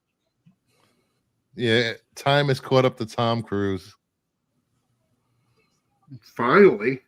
He probably was. He stopped drinking that Frazzle drip. Stopped eating babies when he left the church. Now he just looks like somebody's grandmother. Maybe he can be Charlie's mom on It's Always Sunny now that she's passed away. When does Mickey 17 come out? Next week. Already? Right? Yeah. See, that's when all you hear about for the year from when a movie's done and it's marketing, it's like the preliminary marketing begins and they start talking to, you know, all that stuff with exhibitors, like CinemaCon's coming up. And so that's where that'll all happen, film festivals, all that stuff. So, but when all you hear about a movie is it's getting pushed back to this, it's getting pushed back to that, they're doing this to it, they're doing that to it. All you have in your mind about a movie is that, oh, this movie's never going to come out. So when it does, you're like, oh, well, this movie's out. Like we just did. You know? So yeah, Mickey 17 is going to be number one next week when it releases. And it'll be a testament to what kind of this box office power he may have, Pattinson may have himself. But just based on what I've seen, man, it looks like a real winner just across the board. Like just a real hoot, an enjoyable movie. Bong Joon-ho is directing, and he wrote it. It's based on a manga, isn't it? I don't know. I don't read manga. I believe it is. Oh, it's based on a novel. Mickey 7, a 2022 science fiction novel by Edward Ashton. You know, all you Steven Yeun fans, he's in it. Ooh, it's got a sequel book too. Antimatter Blues, a Mickey 7 novel. Direct sequel and picks up 2 years after the events of Mickey 7. What now? So there's Mickey a franchise. It's already got a built-in potential for a new franchise IP. What? I am definitely going to see it. I've been waiting for this movie to come out. Yep. All right, moving on. It's coming out before you would have ever remembered. I thought it was like later in the year. DC Studios reportedly collaborating with Fortnite to have DCU skins. James Gunn is giving notes on designs. Of course he is. So, you know, what was that? During the pandemic, they did the Fortnite DCU Batman crossover. Yeah. And then that was going to lead to Fortnite DC versus Marvel, and that led to we're getting at the end of the year.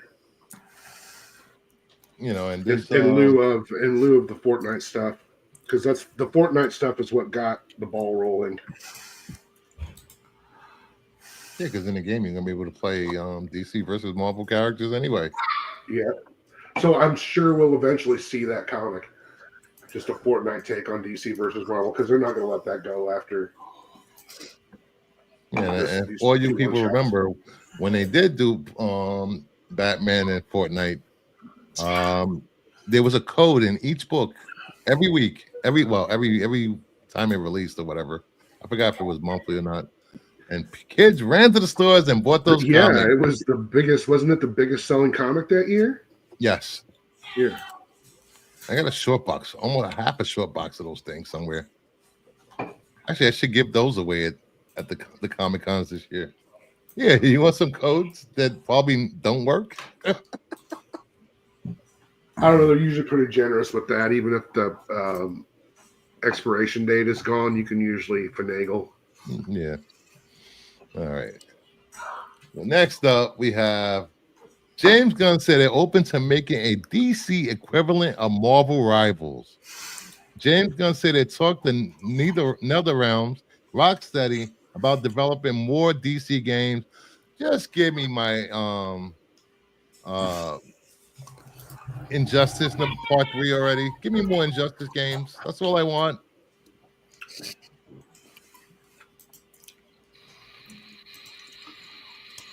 You know, I think on them wanting to do a Marvel Rivals style game.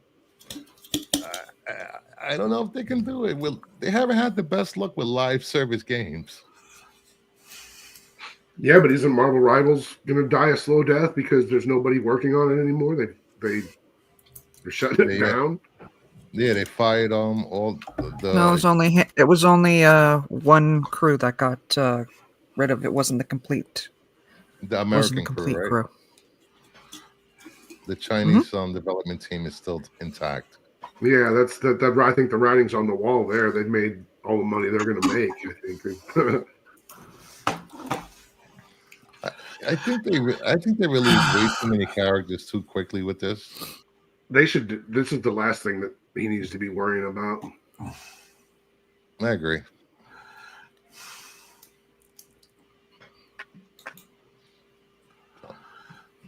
All right, next up. What was the last really good aside from Batman? Because don't you kind of have to separate Batman from all this? Like, Batman's always going to be his own thing, right? Yeah, so, I think they're working on a Batman game set in the Arkham universe anyway, regardless of this. Yeah, I think it's and it's not. I know they're calling it Batman Beyond, but it's only Batman Beyond in the sense that it's a grown-up Damian Wayne. Oh. Because that's a game they were working on. What, before Arkham Knight? Yeah, before Arkham Knight, it was going to be there was a Damian, like a Batman 666 game, right? Ooh. And I think some of that ended up in that horrible Gotham Knights. Game. Yeah, that's it. Gotham Knights game. But you know, I don't know. I think you're right. I think they should just focus on the films and the streaming stuff and let the video game developers handle the video games. Because that Wonder Woman game is never coming out. I don't think so. You can just put that on your imaginary shelf of things you're never going to play. I was never excited for a Wonder Woman game anyway. Because I don't know. I just feel like like Wonder Woman and Superman games. I don't know. It's just like, what can they possibly do? Yeah, you just have to put them up against characters that have similar power sets and stuff. Yeah.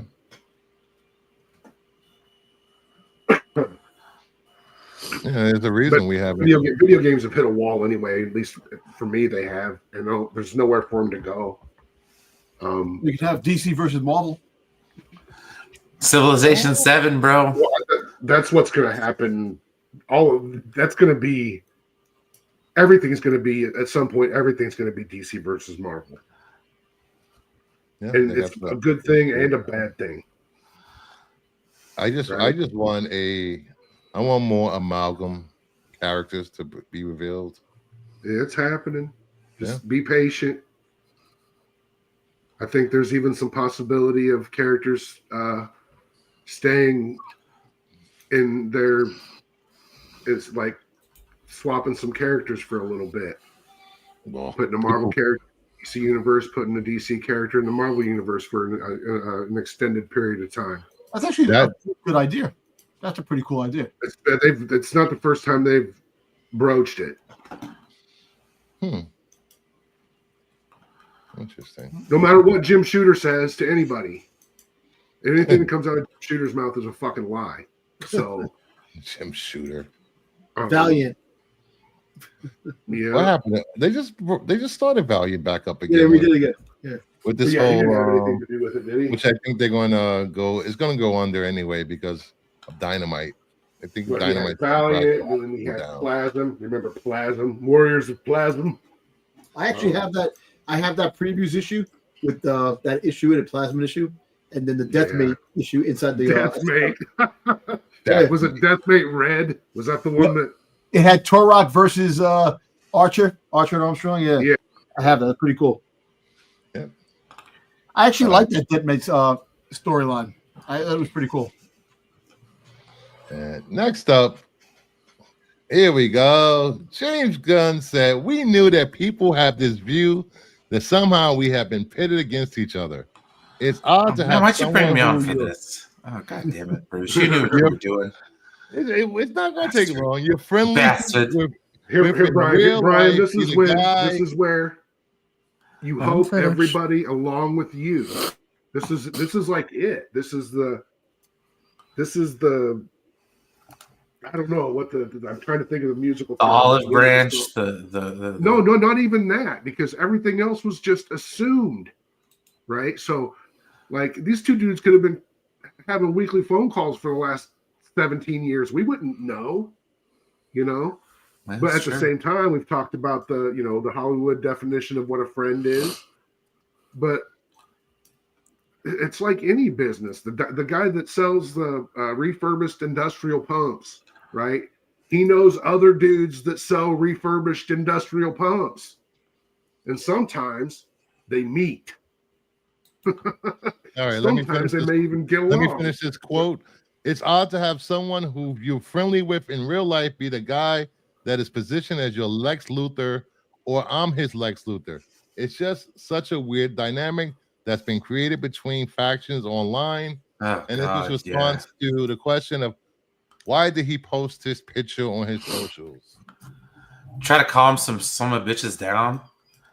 Jeez, dude. Why else? Everybody. I don't think it worked.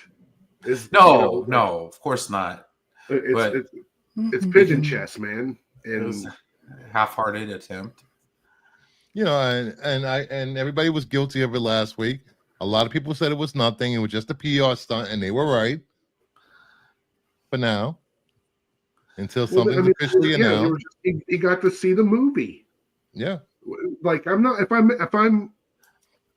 I were making a movie and if I were the next guy, right? I would want the last guy to see what, like, especially if I knew him and had worked with him previously, right? And had a modicum of respect for him, I'd want to be like, hey man, come and he'd be the first person I'd call when I had a workable print. You know? He doesn't I don't want your notes, man. I just want you to tell me what you think. You know? Do you like it? We can leave it there. I don't need to know what you think didn't work or, just. I mean, does that make sense? Yeah, it does. They're both, I don't want to say prolific, but they both have their fandoms. They've both been involved in this sphere of things, this end of the movie making, the genre space or whatever you want to call it.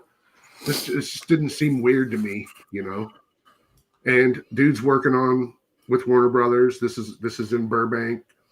I believe the door behind them is a screening room. Yes, I heard a lot of people jumped on. It was a writing room. It's not. Mm-hmm. Yeah, it's the writing room, but this was just done for a photo op. All of Warner, like if you go to Burbank, that's what all of the offices look like. that what is that? Walnut?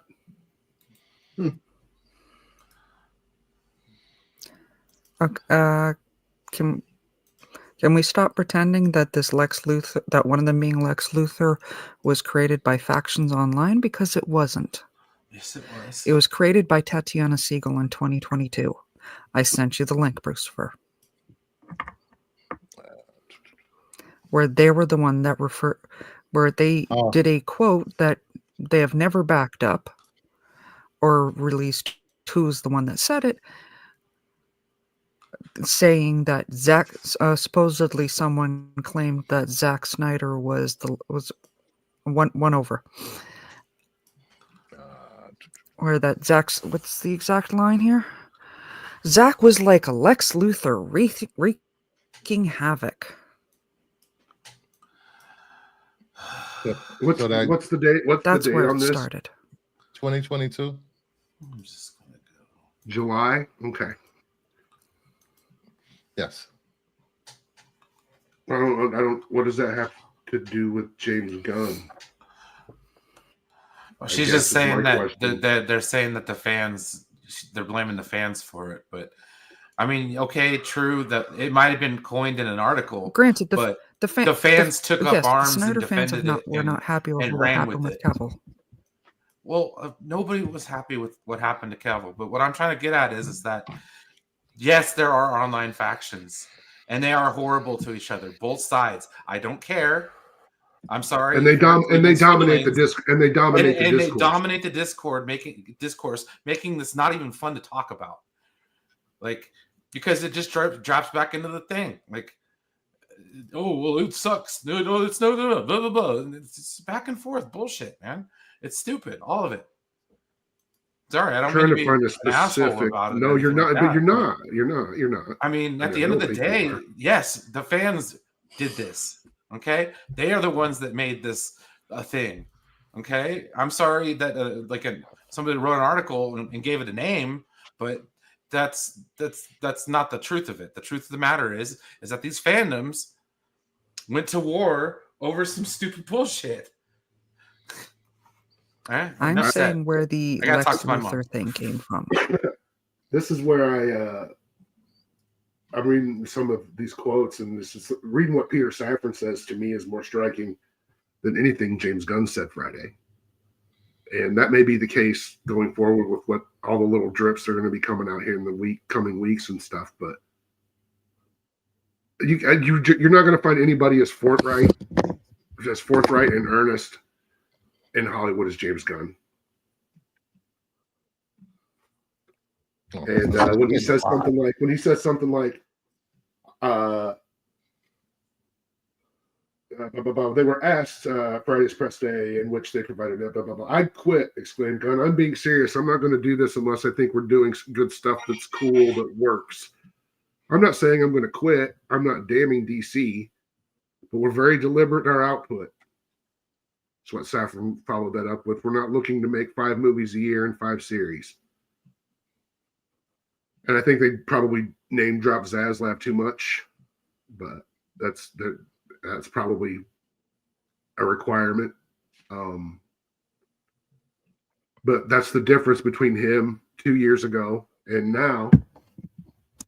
And it makes sense, man. And if they've worked together before, they're both making projects at the same studio.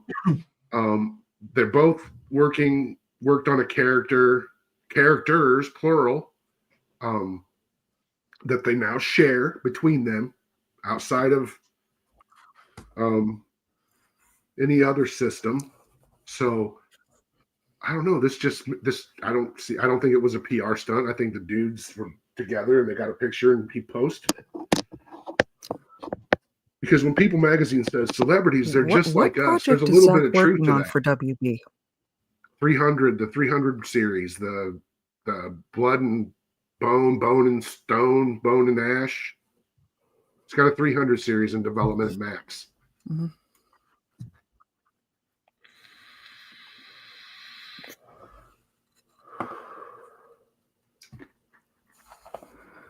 He was going to do something else with it, transpose it into something original or something. But it's a big gay love story set in the 300 movie universe.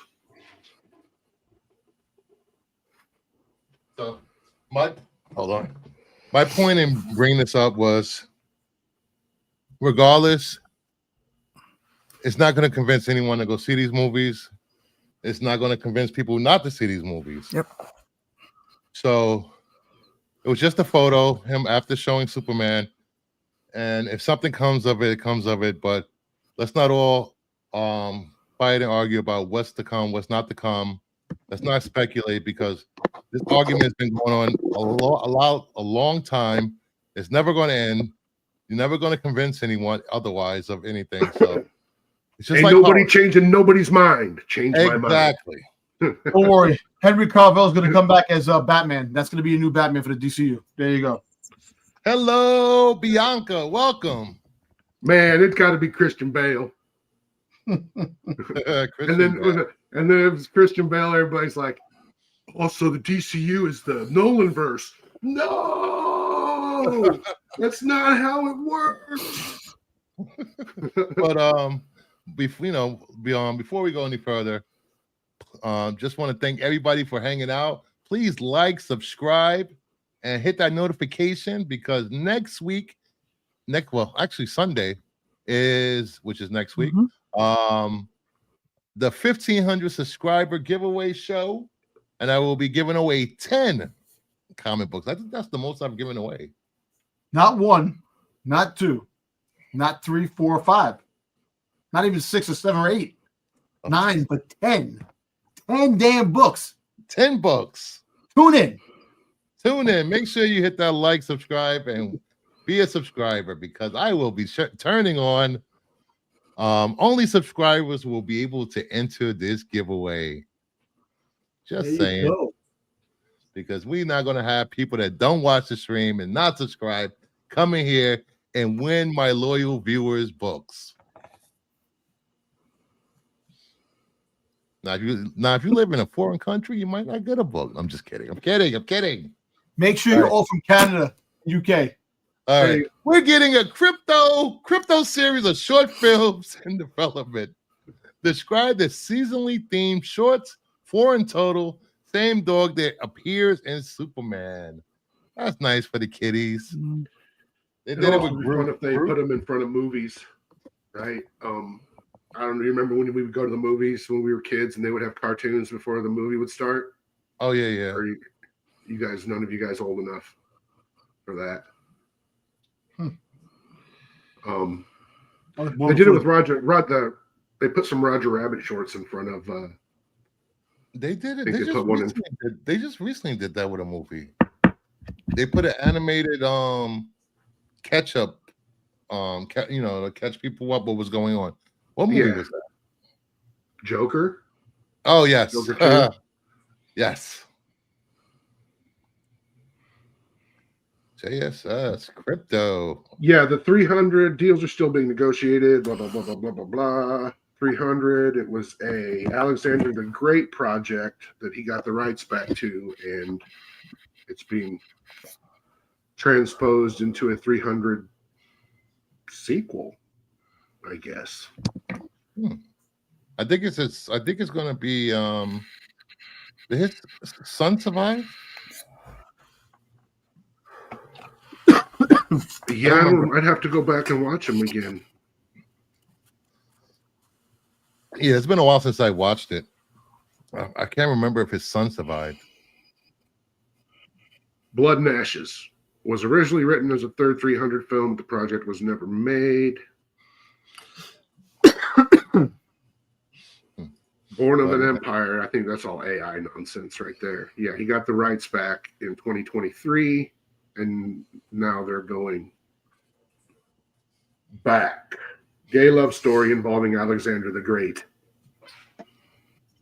Oh, that's fun. That's what the Romans did.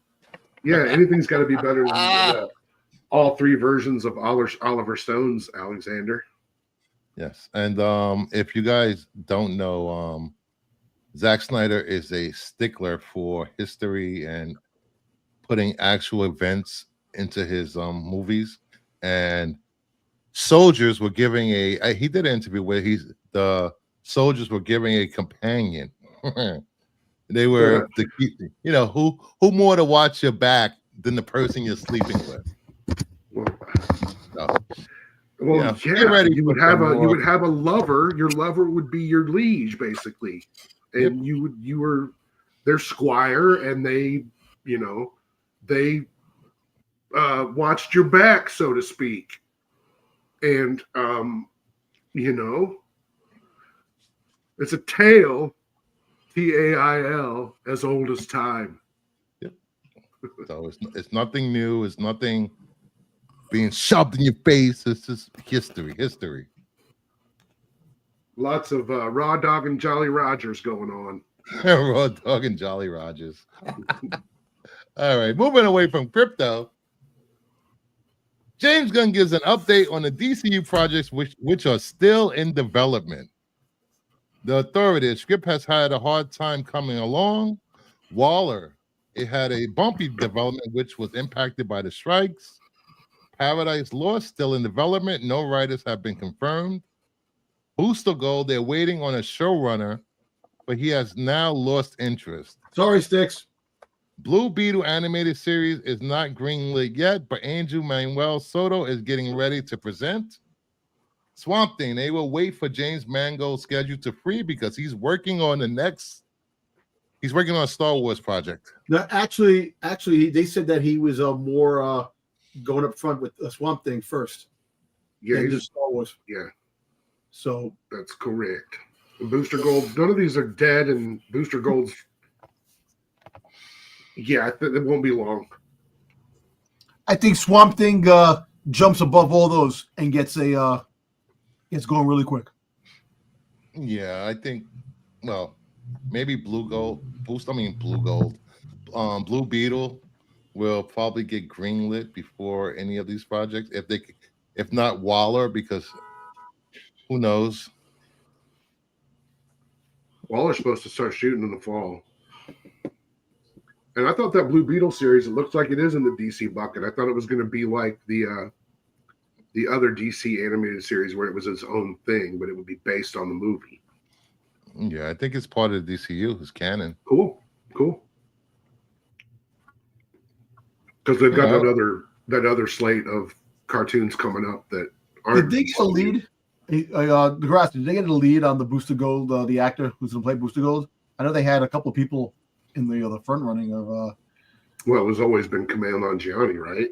Yeah, and then Stifler from American Pie. He said he had. Yeah, but he's got a hit right now. So yeah, where is he at?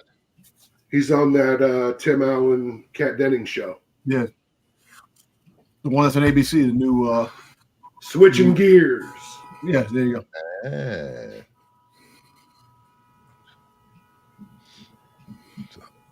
So We need a casting couch, a Booster Gold movie. You go, Stick. Start it off. We'll be there. We'll be there. I think after the Righteous Gemstones is done, or when we get into the final season of the Righteous Gemstones here coming up, we'll hear a little bit more about Booster Gold. I just saw a trailer for that. Is it good? The Righteous Gemstones? Yeah. Oh, yes. Go back, watch it all. Yeah. Have you seen like anything that Danny McBride did for HBO, like Eastbound and Down, and what was the teacher's show called? Where they were the principals. They were the co-principals or whatever, where Danny McBride and Walton Goggins are principals at a high school, and it's just the realest shit I've ever seen, I think. And yeah, just one banger TV show after another, but I can't recommend the Righteous Gemstones enough. Just truly funny. I'm almost finished. I'm almost finished the final season of Preacher, so I'll probably catch that. Yeah, if you want to laugh, man, and be like, and just have a bunch of what the fuck, and just like, oh no, just the Righteous Gemstones is a television show that you react to viscerally. Right. Yeah, it's great. Next up, we have Matthew Orton is confirmed to be writing a DCU project. James and Peter Safran were asked if they could confirm the report about him writing a Deathstroke Bane movie. You say that like we said that there's a Deathstroke Bane script. Safran replied with a smile. He confirmed that Orton is working on a script for DC Studios, which Gunn said is something kind of like a Deathstroke Bane story. What? Word salad. Word salad. What? Now, you know, was this supposed to be animated or are they making a movie? It's supposed to be live action.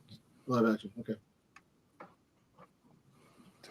One of them's already been cast. Hmm. Is it Jane? Is it the friggin' Michael? What's his name? Who played Deathstroke in the Batman?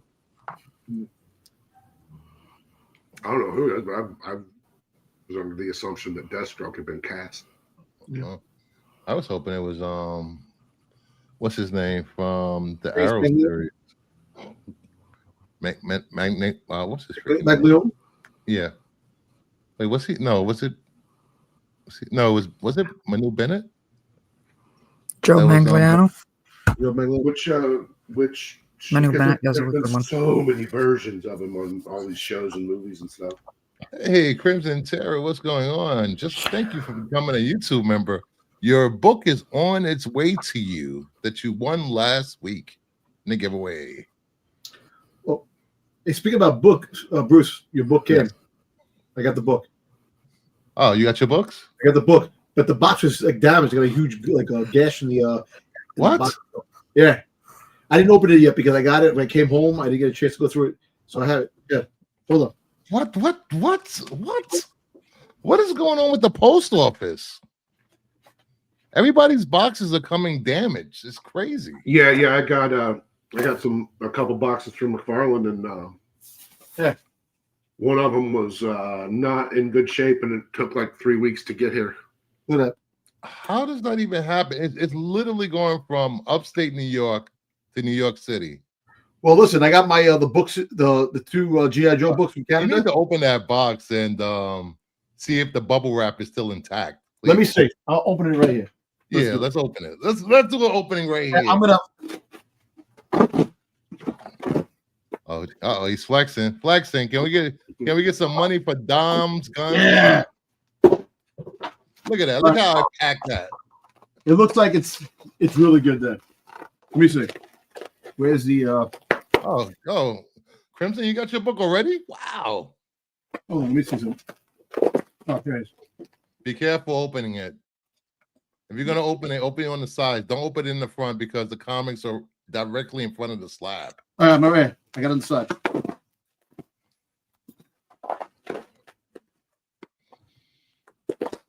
I know what you're waiting for. What one in that package?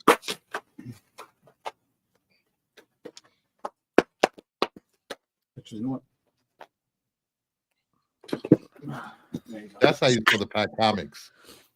There you go. Child-proof. Damn, man, this is like really deep. That's what she said. We got a super chat. $1.99 from Jay. It says Dom Flex. Can you flex for the gun? Flex, show the guns for the chat. Jesus. I just hurt myself, so I went to the gym today. My chest is killing me. And I just hold muscles in my chest. Power Girl McFarlane. Nice. There you I'm go. listening, but I'm also watching There Witch. There you Ooh, I like the Witch. All right, here we go. All right, there we go. You see the gorge yet, Bruce? No, not yet. I gotta remind. Text me. I to got remind. my. All right. I got these. There's another new franchise IP. And there we go. There we Thank go. you. This is where you want it. I appreciate it. Cobra Commander Like it. with Megatron. Megatron on the cover. Love this cover. That's such a great book. Definitely. Thanks, Bruce. Appreciate You're it. welcome. All right, moving on from this, what do we got? James Gunn describes Supergirl Woman of Tomorrow as a beautiful, gritty sci-fi film. The film is currently midway through production in London.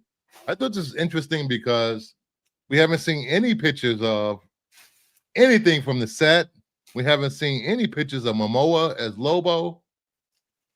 They're really keeping this movie under wraps. He did come out saying it's going to be a wall. You see something of him as Lobo because they're going to wait. They're going to let you the waiting game. Like I just read something about that. I don't know if he's just trolling the fans, but He, I don't think sits- Momoa's even started shooting yet, I don't think he is. Yeah. and it's a glorified cameo, so he won't be there long. He's actually promoting his vodka and his rock band that he's with. Yeah. I think this is the first project where the description has been gritty. Look at her the S, if you can pull in on it. Let me see if I can bring that up. Let me see, where do I have that picture at? Everybody was like, "Oh, cool! Look at that! It's like graffiti." And I'm like, "Yeah, look closer." Let's see. Where is it? There we go. Yeah, like I said, she doesn't have the scruples of her cousin. Ah, there we go. That's not spray paint. That's blood. It'll be like blood splatter. It's like pink mist. Actually, you know what? It's on the back of a jacket. There's a hole in the chair, and this is just coming through the chair. But yeah, she's gonna tear some shit up in this movie. Oof. I'm all for finally get a good Supergirl movie. Hey, do we get her appearing in the Superman movie? Yeah. Yep.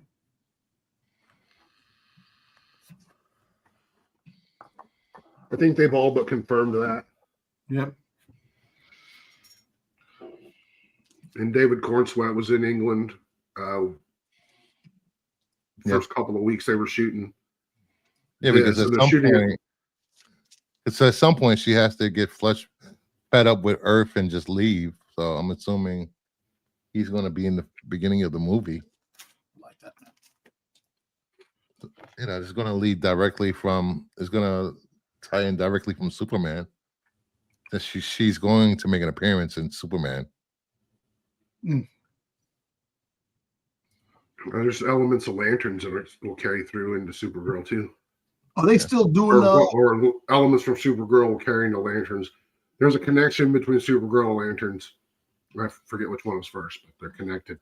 Hey, are they still doing any reshoots for the Superman movie too? Because it's coming out. No, Nothing. Like no. I don't think so. Hmm. I don't think there was many pickup shots or anything. I think they're just working on. Yeah, it's never too late though. I know. Yeah, true. Things can change. Let's Not wait and these see. days. Especially the flying scene with his eye. People were complaining about maybe they. Like that's the dude's eye. That's how. I know. Look at any picture of the dude, man. He's got a wonky eye. Oh, Doesn't that make him more? Give him more of human quality. Exactly, You know? because Superman with the perfect specimen that he has some kind of human quality that he's actually wonky eyes. He's got the walleye. The walleye kind of, he's got one walleye. I don't know. I didn't see it. I'm like, he just looks like a fucking dude, man. Like exactly. Nobody's perfectly symmetrical. Exactly. Yeah, sure. Where I'm trying to. But I do like the dude because he loves his Star Wars, man. That's the whole thing. He loves his Star Wars stuff. And, like my dad and my grandpa, my uncles, my dad, and all my brothers have what we call the squinky eye, like when we're,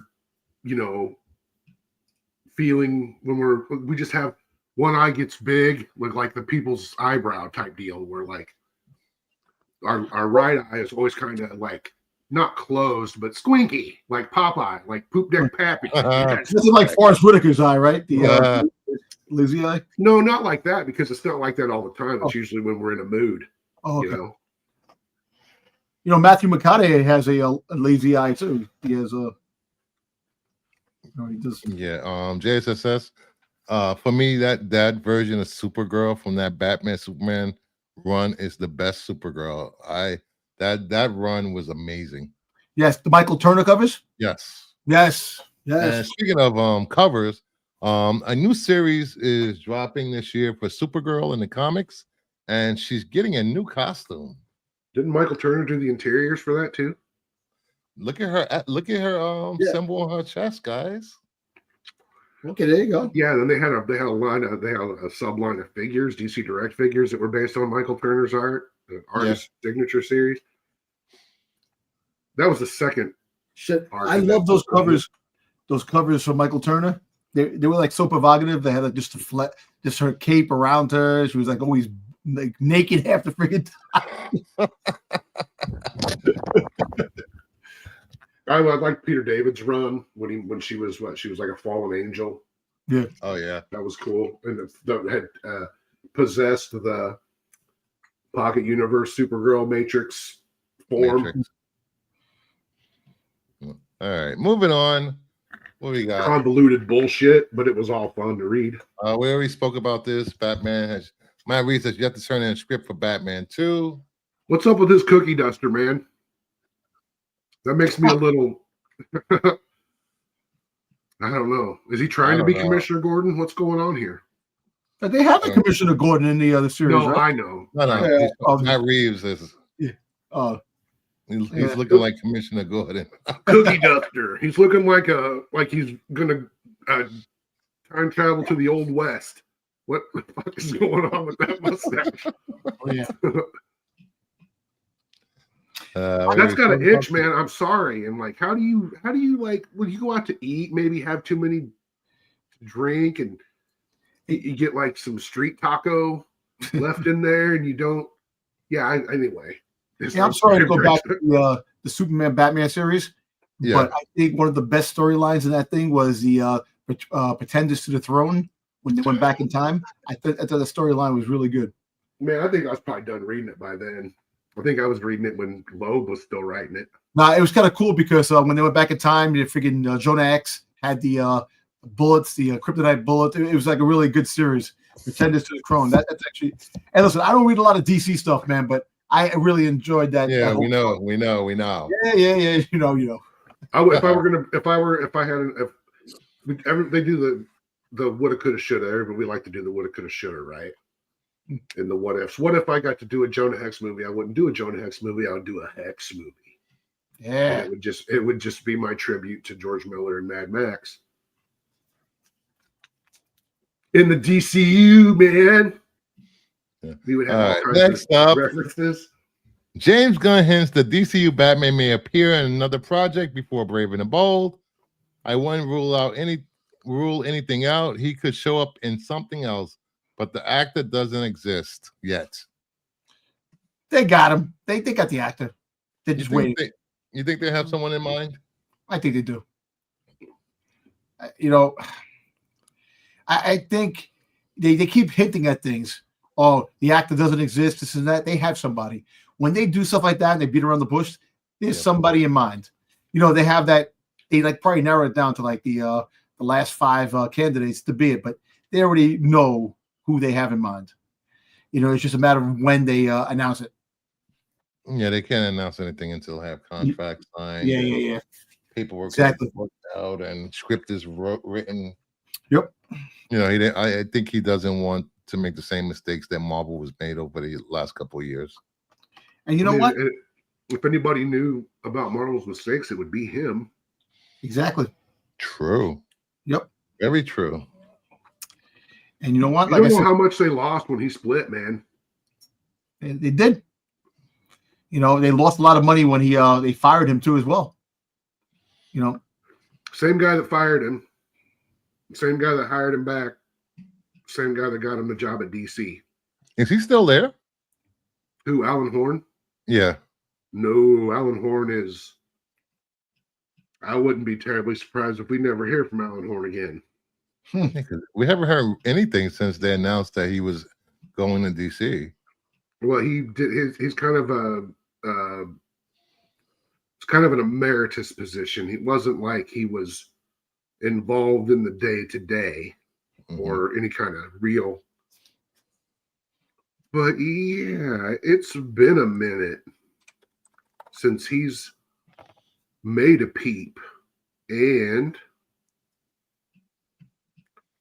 like I said, sadly, I wouldn't be entirely surprised if we like never hear from him again publicly. As can happen with people in their 80s. That's true.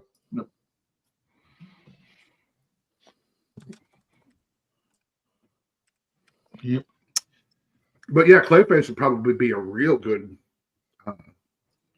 place for them to introduce. For them to show up. But didn't they say that Clayface was going to be based like a horror flick? That's what we're talking about. Yep. It's gonna follow the original story of actor injects himself, blah blah blah. Speaking of Batman, the Tim Sale Batman that they had on Amazon, that came on the animated series, I thought that show was really good. Really enjoyed that series. Which one? Tom? The animated series of just the Tim Sale animated series that they had. Batman. Batman. Great Crusader. Yeah. Yeah. That on Amazon. Yeah, the one that had the episode with Clayface. When they the Matt Reeves cartoon. Yeah, Matt Reeves. Yeah. Yeah, that was really good series. Yeah, incredibly well made. And it took some chances, and I always like to see that. And the one thing people hated was that they made Penguin a woman. That was it. And people stopped watching. Man, that was one of the most fascinating things about the show to me, man. I know. But she was kick-ass. She was. The one thing what they should have did was that after they had all that drop-off, they should have had that introducing the female Penguin later in the series where people would have watched it and not because a lot of people didn't watch it after that. And it's like, damn, man, you missed out on a good show. Holly was just terrifying. Just like, what? Yep. Yeah, I like how they flipped her. How Harleen or whatever her name. Didn't they change her name?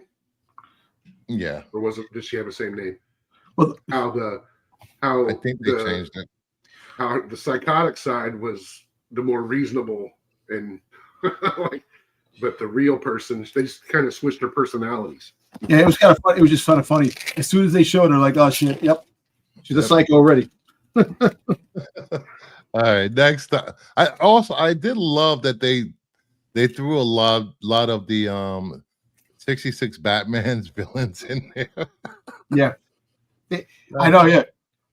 All right, we got DC has set a goal to release 7 projects a year. 2 live-action films, 1 animated film, 2 live-action shows, 2 animated series. I think this is a lot. It is, but announced. If they do it right, see animated shows. So that you take the animated film and the animated the shows on TV. Animation is easier to get done quicker than movies itself, so you can get those done. The live action stuff now it is. It didn't always used to be that way, but yeah, exactly. It would take years because the hand drawing stuff. I missed that stuff back in the day. Yep. So, all right. And this is going to lead into an end-game event in 6 years. Well, no, I mean not all of them because they're not all it's not all DCU.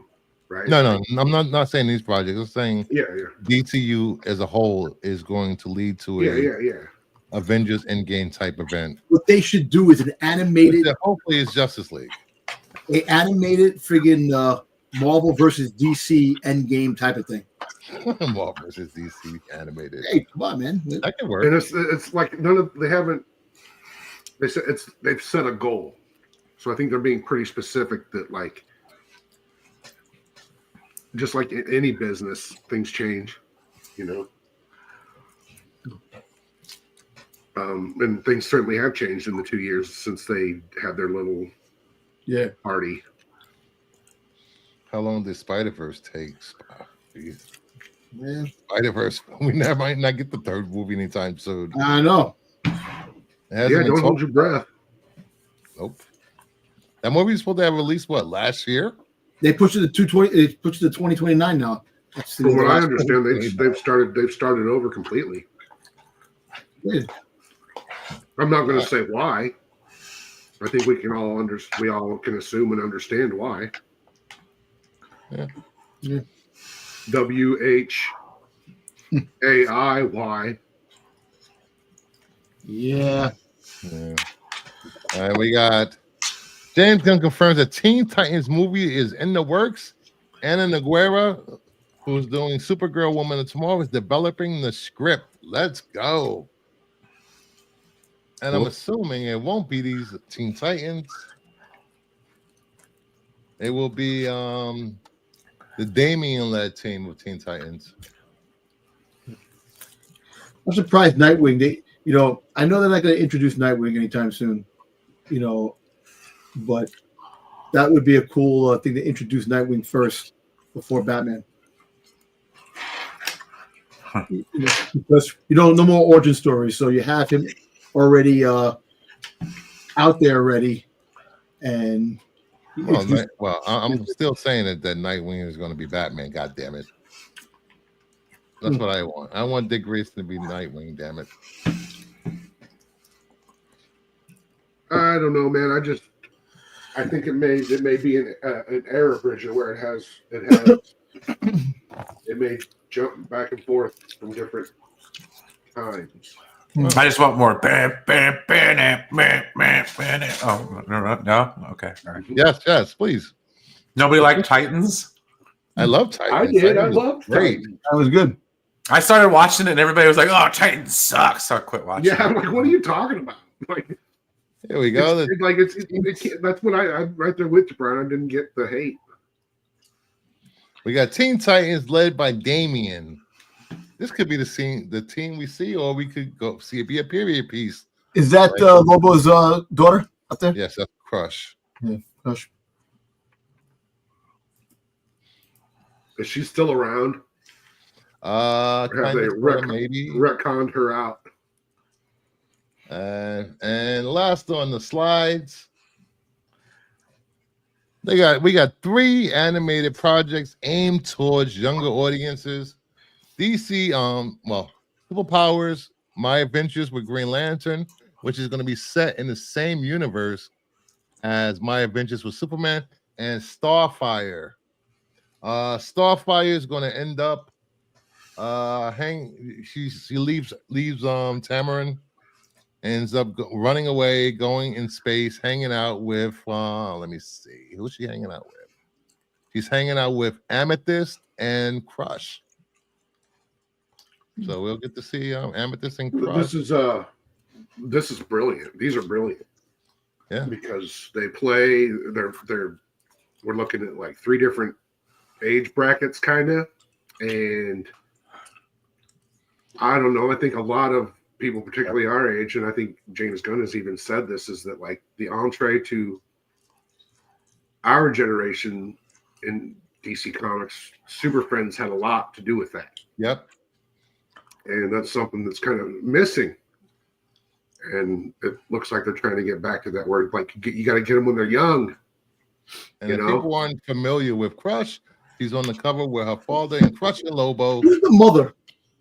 I don't remember. There isn't one. Isn't she just a clone, maybe? No, because he bleeds and then grows more Lobos. Oh, that's right. Forgot about that. And we have Amethyst from the Princess of Gem World. Oh, damn. Throwback character. Gene Colan. And let me see. My Adventures with Green Lantern is going to follow high schooler Jessica Cruz as she gains the powers of the lanterns. Well, she just finds a lantern or a ring just like lands on her one day. Yes, it just falls from the sky and chooses her. That should, yeah. I'll check them out, even like just to see like what it looks like. I doubt I get into any of them in any capacity, But yeah. And then we have Superpowers, which is set in high school. another show set in high school. This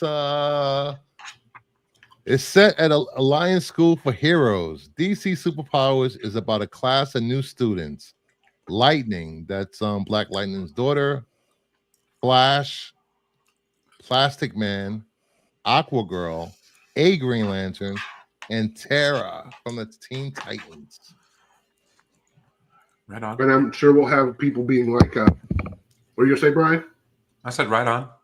Yeah, I think you'll have people that'll be like, how do they connect? Where does this fit in the deep? In this, that's not what this is. These are just shows for kids. Shows for kids to get them interested in the bigger scheme of comics and the bigger DC universe.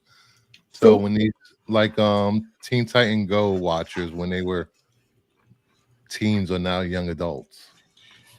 So I'm going to Toy Fair this weekend. I'll be at Toy Fair, and McFarlane's going to be there. McFarlane Toys. So I don't know. So apparently there could be a big shift in a toy company. They're saying that McFarlane might give up the DC, have somebody else, because he had a lot in his plate pushing out all the stuff. Yeah. So I don't know if that's going to be the case, but there's supposed to be a big shift possibility, apparently. Well, his license is up this year anyway. Yeah. And it's a matter of whether or not. But yeah, I don't see. It wouldn't be until 2027, probably until whoever the company would be takes it over. But he produces all of their DC Direct merchandise as well. Yeah, and that seems like a big ask for both of them right now, especially in the middle of this. I know, but he has a lot in his plate. And you know what? He does things right. Things are cheap. The figures are made pretty well. The figures are, he comes out with a line of figures every few months, which is awesome. The figures are very well made. A lot on par with a lot of the Black Series stuff, actually. Well, yeah, they're seven. They're an inch taller, and excuse me, I'm sorry. Yeah, man. I have to call somebody or text somebody and find out if you can find out. No, just to see if I can say. But I don't think you got to worry about that, Dom. This is a money maker for both of them. I know when he took on the project, people his DC figures weren't made, and now he's making a pretty damn good line for the last 5 years. Was it 5? It's been 5 years, right? Yeah, and he's also got a Turtles license coming up. He got Turtle license. Also, he has he's doing other properties outside of the Spawn and DC universes, like Turtles. So, because, like I said, people were talking like Hasbro. Hasbro's another company that might be shifting, shipping their properties, outsourcing their properties to other things. Like Super 7 has G.I. Joe, and they might, they're saying that Star Wars might go a different path because, like you said, sales are down. Toys are definitely. They don't own now. Star Wars though. They own Transformers and G.I. Joe. Star Wars license. If they lost that, that would be a boon for. Well, not even lost it. If they outsource it, do toys like say Super 7, right? Say if they take Super 7 and they say, "Hey, do Star Wars figures." But that's they couldn't do that. Yeah, I'm gonna get going, guys. Y'all have a good night. Take it easy, Brian. They couldn't do that with Star Wars like they can with G.I. Joe or Transformers because Hasbro owns G.I. Joe and Transformers. Those are their properties. They license Star Wars from Lucasfilm and Disney. So Lucasfilm and Disney would have to be involved in that. It's. Yeah, that's true. Yeah, it's just you think about it. It has to be because all these are small toy companies because they're coming out with masks again. They have the toy company that's making new masks. Really? Yeah. Ooh, wow. Who's making it? What's the other company? Hold on. Is it Nacelle? No. Let me see. Let me find out. Hold on. Let me check the email. Yeah, I mean everything old is new again. It doesn't surprise me at all. It's just Ordinary Toys. It's It's called exclusive to the mask. It says all new be the first to see the all new mask collection, set to hit stores later. Legendary Toys preview night. Supposed to be going on Friday. I'm going to go see those toys that are firsthand. Well, I know there's a lot of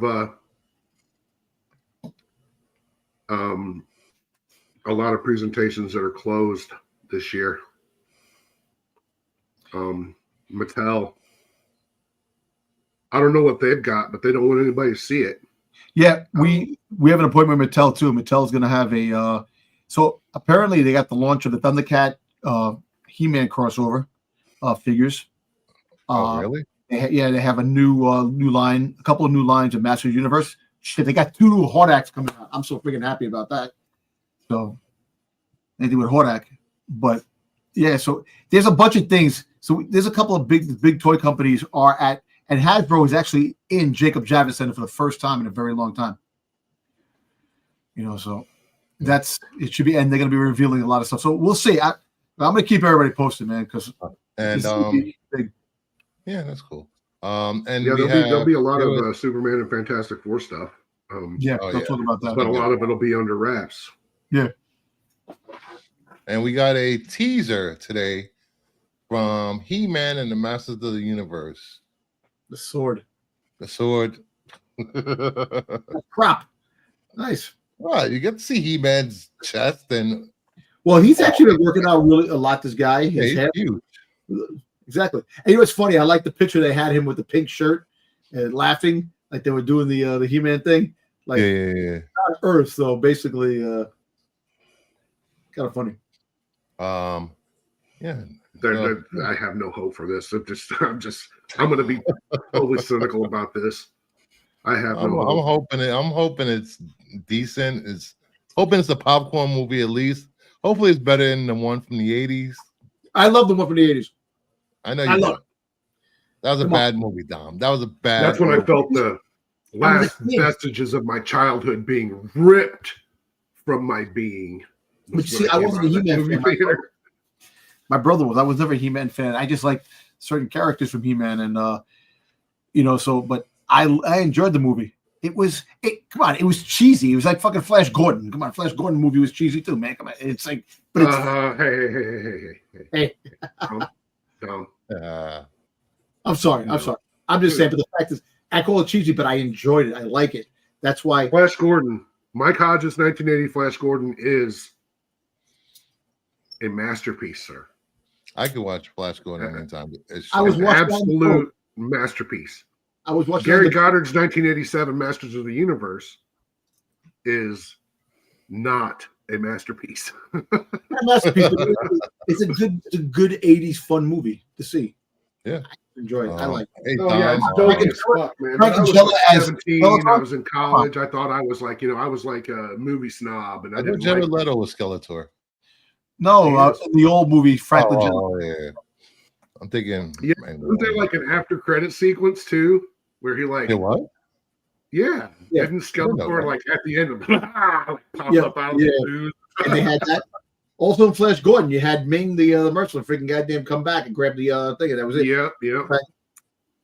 Hey, sure Dom, there's some exclusive Mark Spears covers. I know. I just only exclusive to the UK. Oh shit! I sent something that just is a fourth print.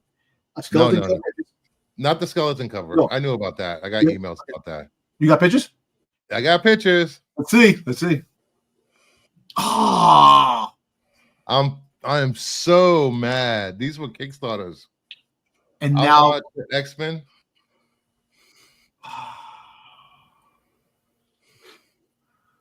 So the set is $65. 65 pounds. 65 pounds. I want that. That's the cover I want. That cover right there. You can only get them in the set and ship. I was going to order 2 sets, but shipping. You know what shipping is for these 4 sets? $85. That's ridiculous. $85 freaking dollars to ship these. That's Lisa ridiculous. brought these to my attention. Thank you, Lisa.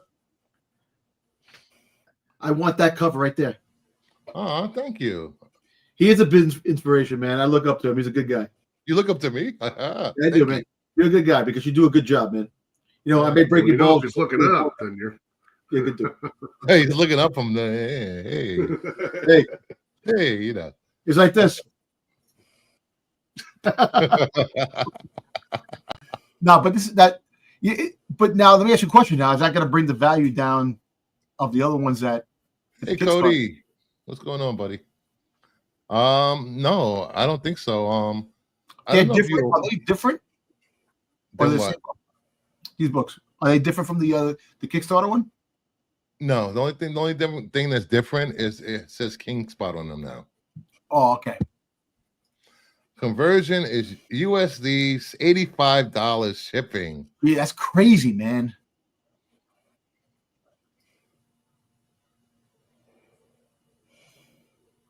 Oh, okay. $85 for the books. Oh, okay. Shipping. If you get, and he said, Brucifer, I'll I wish I knew somebody lived in fucking UK. Actually, I know somebody from the UK. Well, get them on this. It deals with I want to see. Ask in the chat if any other sellers are actually doing these, because I'd rather order from here than get a cereal box full of comics. Oh yeah, I remember I got a comic from friggin' with Spain. That's right. It's Forbidden Planet. There's a New York site. We got the Forbidden Planet in New York, where I live. I was there yesterday, or the day before. Remember? What you mean you were there? Remember yesterday in Forbidden Planet? I remember you asked me if Oh yeah. I'm over here now. Forbidden Planet, New York City. Here we go. Let's see. Hey, Crimson Terror there. Oh boy. What's the exclusives?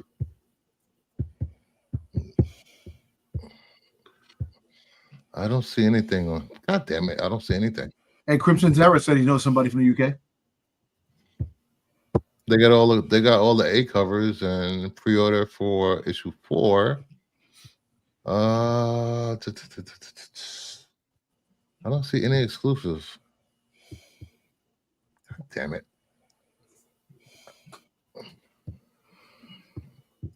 Call the store and ask Joey. MJ Comics. Oh, that's right. MJ Comics is in here. I know someone from UK, but as you can see, where is it? I love these covers.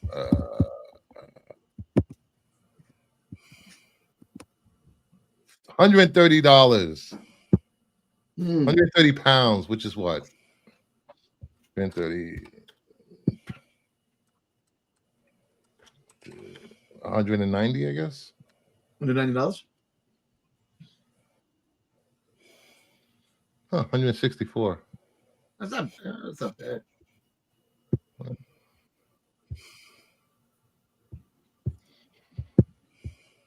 Monsters is awesome, very awesome. Yes, it is. But I did see a movie this week. I watched Conclave. What'd you think? Such a good movie. I did not see that ending coming. Yeah. I don't know how close this is to them actually picking a pope, but if it is, it's horrible the way they pick a pope. Oh my, holy crap! The politics involved, the backstabbing, the blackmail, it's insane. I don't know, man. I think he's gotten, with a book at least, was considered pretty fucking accurate. Wow. So much so that only, like, I don't think the church condemned it, and that there were some priests that maybe even were like, yeah, You got it. This is directed by Edward Berger, starring Ralph Fiennes, Stanley Tucci, John Lithgow, Isabella Rossellini. Yeah, it's got a great cast, man. Such a It great does. cast. I've seen previews to that. It actually really looks good. One thing I wasn't expecting was the archbishops, they have cliques. Like Well, they yeah. really don't associate with other archbishops from other countries. I was like, what the hell? Yeah, man. I mean, I got a lot of thoughts on the Catholic Church, man. So that's all I'll say about that. Yeah, you know, if you haven't seen Conclave, that is a movie you should watch. And I did want to I don't know if you guys are up for some flick chart. You guys up for some flick chart? Whatever you got going on, man, I'm good. Let's go, because I haven't done this in a while. Since I haven't been on Max's channel in a long time. Just a couple, I gotta because go I'm talk to my pops real getting quick. tired. All right, Mama Bear. Thank you. Have a good Take night. care. Have a good night. Yeah.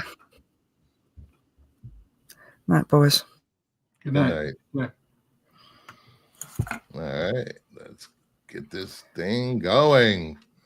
Is there a full screen for this, or it's just like this? All right. What do you want? Austin Powers or Happy Gilmore? For me, I am a Austin Powers fan. I can care less about Adam Sandler. So my choice is Austin Powers and Gold Member. I love Austin Powers. So I also love Happy Gilmore. I think Happy Gilmore is funny, but I'll go with Austin Powers. Yeah, Austin Powers for me. Wow. We got Never been a Bianca Sandler saying fan. Borgia told you about the Pope process. It was bloody. Oh yeah. All right, we're choosing Gold Member. Oh crap! I pressed the wrong one. Sorry. Hulk. I'll take Hulk. Here we go. The Incredible Hulk from 2008 or Harry Potter and the Goblet of Fire? I'm not a Harry Potter fan. I haven't watched Harry Potter. I'll go with the Incredible Hulk. Yeah, Hulk for me. Yep. I'm a Harry Potter fan. I'm picking Harry Potter, of course, and the Goblet of Fire, but I lose out. There we go. All right, we got Cars and Apollo 13. Apollo 13. Apollo 13. Is Oh, that yeah, Apollo even a 13. choice? Nope. Matrix Revolutions or the Iron Giant? Iron Giant all the way. Yeah, the Iron Giant. The Iron Giant.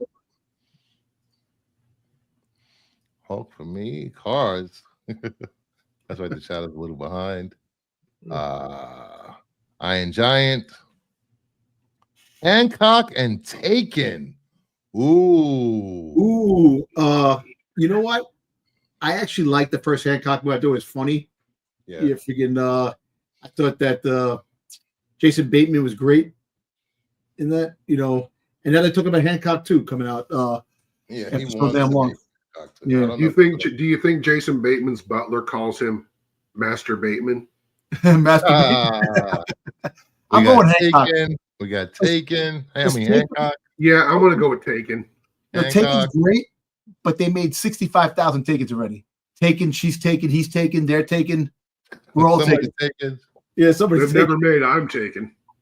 Oh. He gets kidnapped. His daughter has to free him. Rescue him, yeah. What are you picking, Dom? Hancock. Uh, I like, funny superhero I genre. think I'm gonna have to go with Hancock because I did really enjoy Hancock. It was Taken. All right. Sisterhood. No, we're not doing this. Oh, Rain Rain Man. Rain Man. Men in Black. Men in Black. Men in Black. or Matrix Men in Black. Revolutions. Men in Black. Men in Black. Men in Black 2 or The Mummy Returns. The Mummy Returns. Oh, the I like Mummy the Mummy Returns. Returns. Yeah, I think I enjoyed Men in Black 2, but Mummy Returns was such a good movie. And we had CGI with The Rock. Yeah, I was thinking about that today. Somebody was talking about The Rock, and people like to shit on him, you know? Yeah. And I get it. His career, But right? The CGI was so bad, but that was his first movie. yes. Yep. And That then was 25 fucking years ago. The dude's been acting for a quarter of a century, good or bad.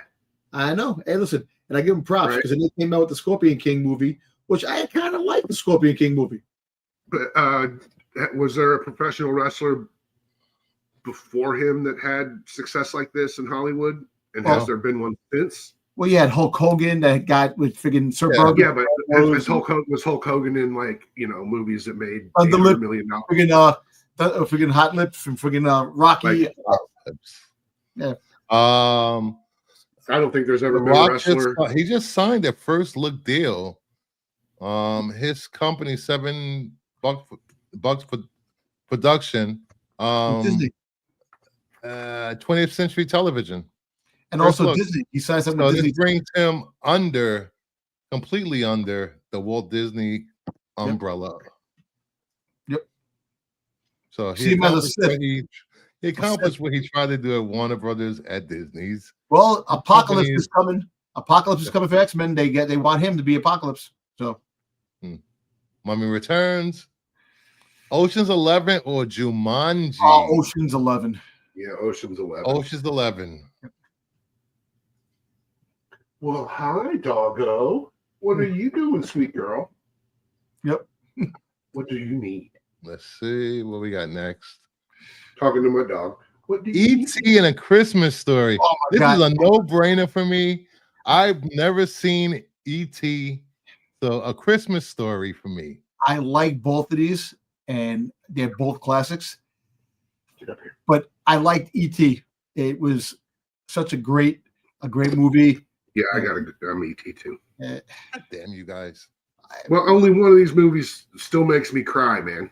E.T. And you see, at the grocery, you see they changed the guns. They put like things in their hands. They took the guns out. Yeah, of that's on the when it came out on DVD, but they changed it back. All right. I don't know the version of that movie that where they have walkie-talkies. Even Spielberg admitted that was a bad decision. Oh yeah. Oh, maybe I'll watch this week sometime after. It's just like Gorge. I'm supposed to watch Gorge. Yeah, you definitely watch The Gorge, and The Gorge kind of has that. What's the word I'm looking for, man? E.T. is just. Yeah. Is it sappy? Sure. But there's literally no dialogue for like the first 10 minutes of the movie. Yeah, because it's just a series of events that happen and play out with music and sound. There's no dialogue, there's no discourse, no interaction between characters other than what you're seeing. You don't hear them talking. There's no exposition, right? And was I 11, 12, 82, 12, 13, almost? I was 12 or 13, yeah. So, I was 7. That's when I'm just starting to figure shit out. Like when stuff's starting to make sense a little bit, when you're kind of becoming aware of things, you know. And when I'm watching it with my dad in the multiplex or whatever, I'm like, that was the first time I understood that the cinema, I guess. You know what I'm saying? Yeah.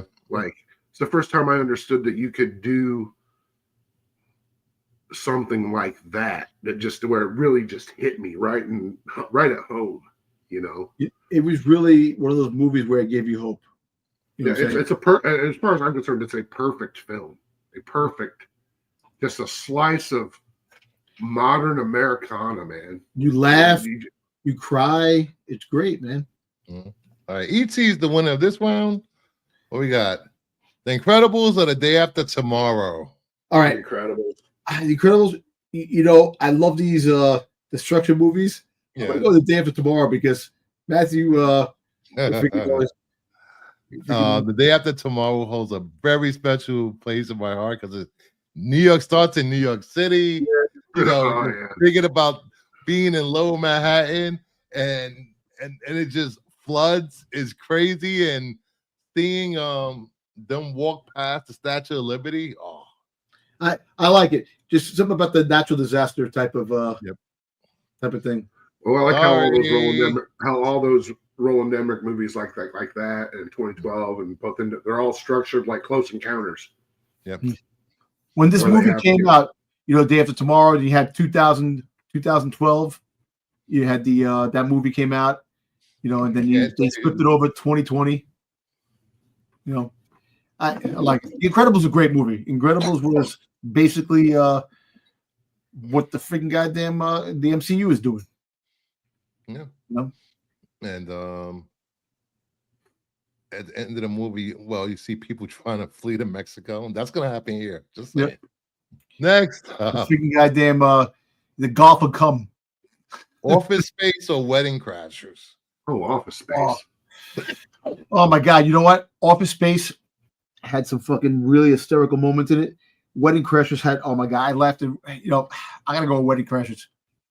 I know Office Space is great. But Wedding Crashers, I fucking peed my pants for that fucking Wedding Crashers. I've never seen either one of these movies. Why not? I don't know. I've just never watched them. Damn, man. So we're gonna have to have people in the audience vote. Please vote so we can break this tie. Office Space or Wedding Crashers? Give them a little time so they can. Let's see. Anyone? Anybody awake? I think everybody put to sleep. Anybody? Anyone? Anyone? First Bueller? one, Bueller? pick the one win. Holly Smoot Terrifact. There we go. Austin. We got Office Space. Lisa Noble, Office Space. Office Space it is. JS Brooklyn, Office SWAT. Yeah, Mike Judge is a national treasure. I believe you have my stapler. Yep. I That was can't fun. input, never seen these two. So Office Space gets the vote for this one. War of the Worlds from 2005 or Castaway? Castaway. I'm going War of the Worlds because Yeah, I'm going War of the Worlds too. Just because yeah, it's Castaway not. Come on, Wilson. You couldn't go with Wilson? Come on, man. no, because for me, War of the Worlds was like okay, so we had E.T. We were talking about E.T., Yeah, right? yep. War of the Worlds is like the evil mirror universe of E.T. And the imagery, it was Spielberg at his absolute leanest and meanest, at Yep. least until Munich, right? And there was something about that movie when I saw just the 9/11 imagery, and it was a powerful movie for me, and it was just entertaining as fuck. Castaway's a good movie, you know, don't get me wrong. Crimson Terror, you can't be a fence rider for these movies. I know you can't pick. All right, buddy? So, War of the Worlds, it is. 40-Year-Old Virgin or Ocean's 12? 40-year-old virgin. 40-Year-Old Virgin for me. Yeah, 40-year-old virgin. Clutch Toys, 40-year-old virgin. Because that's so-and-so. So I was far from being a virgin with freaking Clutch Toys. I know. there we go. You One of have my to best put that friends is like that. Oh, wow.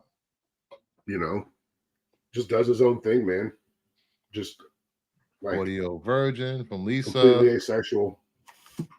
JSS Brooklyn. And My plenty wife, of my wife hasn't watched it. She didn't like that. She gets very queer when it comes to the like the throw up scene when she threw up the in the car. She don't like that stuff. So she didn't watch it because of that. I'm like, really? You can skip that part. The fucking movie's hysterical, man. Oh, and I saw it here. Speak No Evil this weekend also. Which one? The original? Or the remake? Remake. Watch Not the today. original. Be depressed. I picked Dead or Alive. What? Huh? No, Terry Floyd said he picks Dead or Alive. Oh. Then we have Lord of the Rings, Return of the King, and The Shining. God damn you! Oh no, it's Yeah. the Shining. The Shining. I love The Shining. Like I can't how do you compare them? But if I'm just saying, yeah, just based on everything, Yeah. it's The Shining. Definitely Shining, man. How creepy was that, man? That was I've watched Return of the King probably like 40 times. Just Never that watched it. one movie over and over and over.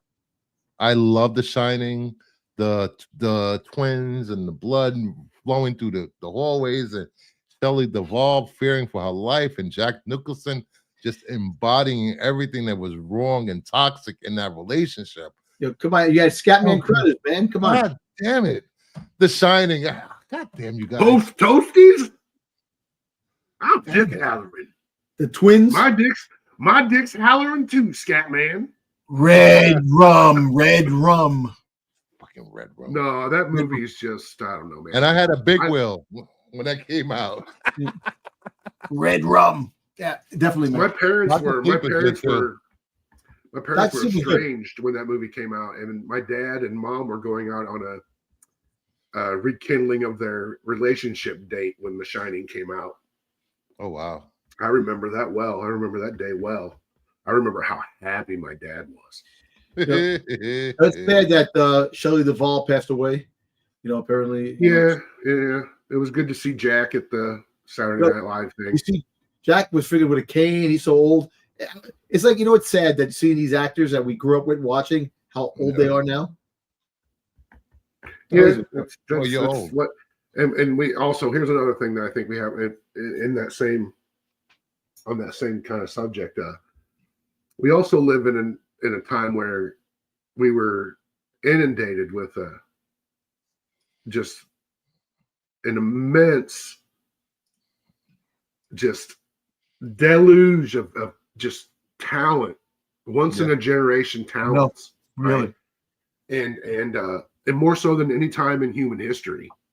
Yep. Because from let's say the last 100 years, okay, 1925 to 2025, we had radio, television, film, silent film, talkies, color television, like all of this stuff. So we've just, our exposure and our, I don't want to call it parasocial because that's not what it is. I know that's what everybody else would call it, but our connection to these people and the material that they made, our favorites, the ones we hate, even it's been woven into the very fabric of our existences because we cannot escape it. It is ubiquitous.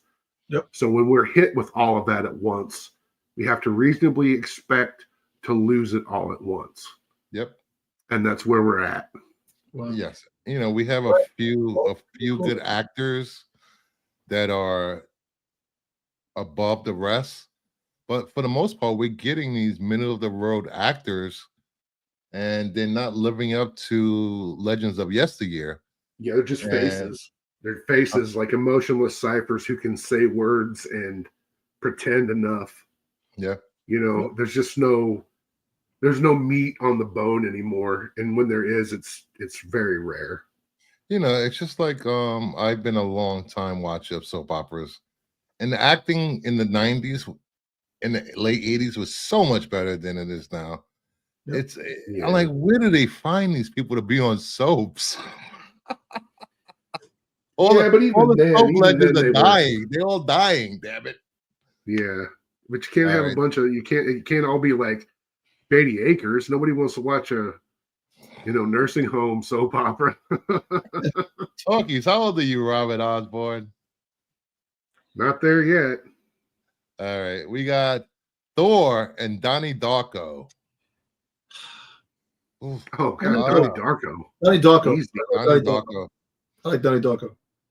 First Thor movie was not good. I don't care what it No, is. the first two Thor movies were not good. Nope.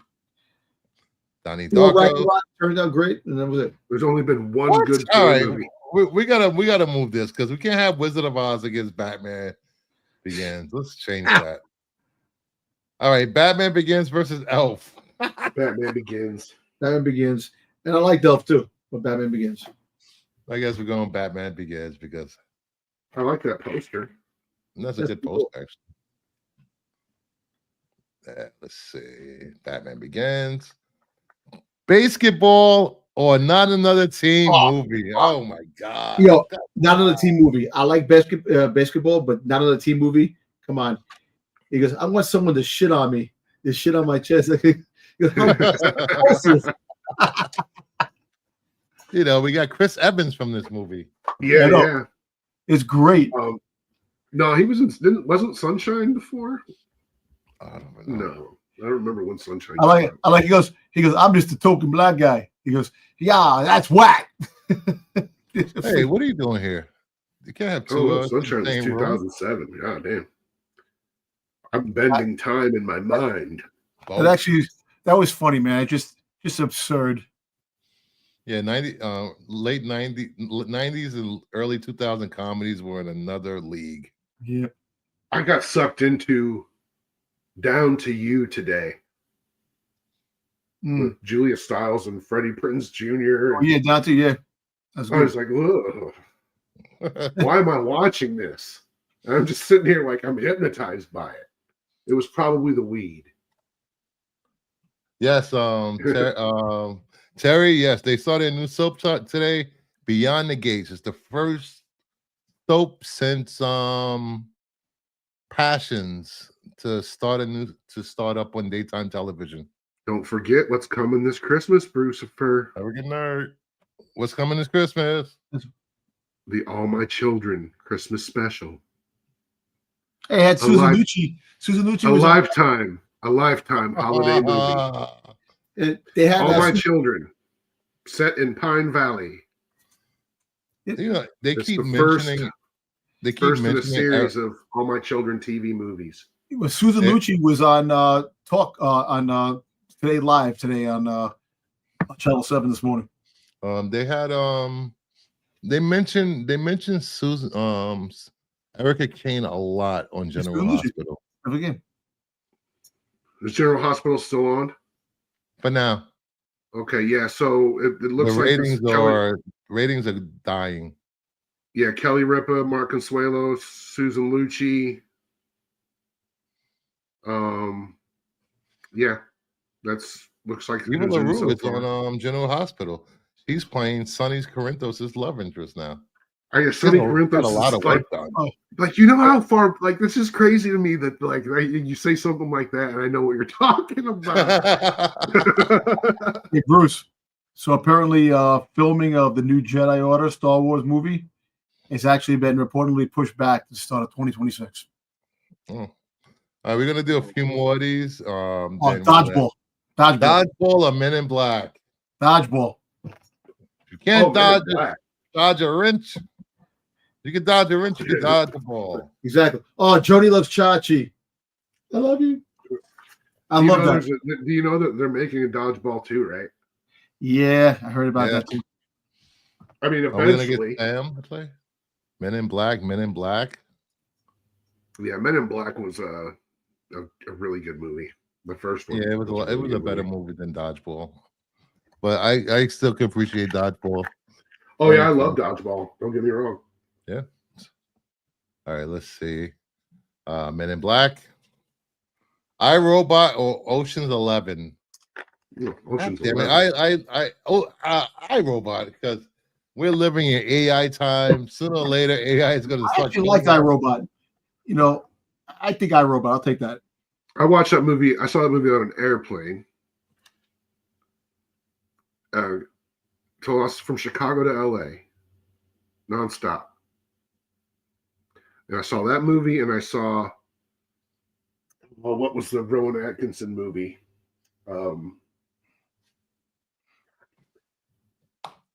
Johnny Mnemonic? No, the Mr. Bean James Bond movie. Anyway, I maybe it was because I saw it on an airplane, but I hated iRobot. Really? And I tried to watch it since, and was Alex Proyas, right? I like Alex Proyas movies, you know, even the bad ones, and I don't like that one.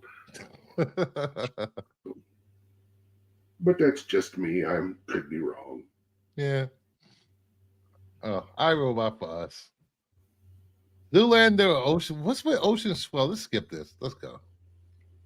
Mrs. Doubtfire or Zoolander? Well, Mrs. Doubtfire. Mrs. Doubtfire. And I like Zoolander. Mrs. Doubtfire, definitely. That orgy scene is so good in Zoolander. Oh, Zoolander goes, basic bitch.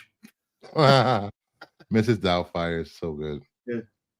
I still want Chris Columbus and Fox to come off that rated R cut of Mrs. Doubtfire. Ooh. We'll do two more. Nosferatu or Home Alone? What? No. No. Let's change Nosferatu. Which Nosferatu? Bruce Almighty. It was 1922. Okay. Bruce Almighty or Home Alone? Home Alone. Oh, Home Alone. Easy. Dang. Home Alone. And then we have GoldenEye and I'll change that. No, we seen that. GoldenEye and Top. Oh God. Top Gun. Oh, Top Gun. Top Gun. And I'm a Bondian. And Yep. GoldenEye was so good though. No, I get it. So good. I'm gonna have to go with GoldenEye. I have to go with GoldenEye. I'm going to get. Yeah, you know what? I'm changing. I'm gonna go with GoldenEye. I'm staying with Top Gun. Okay. GoldenEye was such a good fucking movie. It is good. Hey, freaking goddamn Pierce Brosnan, man, because he had his freaking Remington Steel, he couldn't do James Bond for a long time.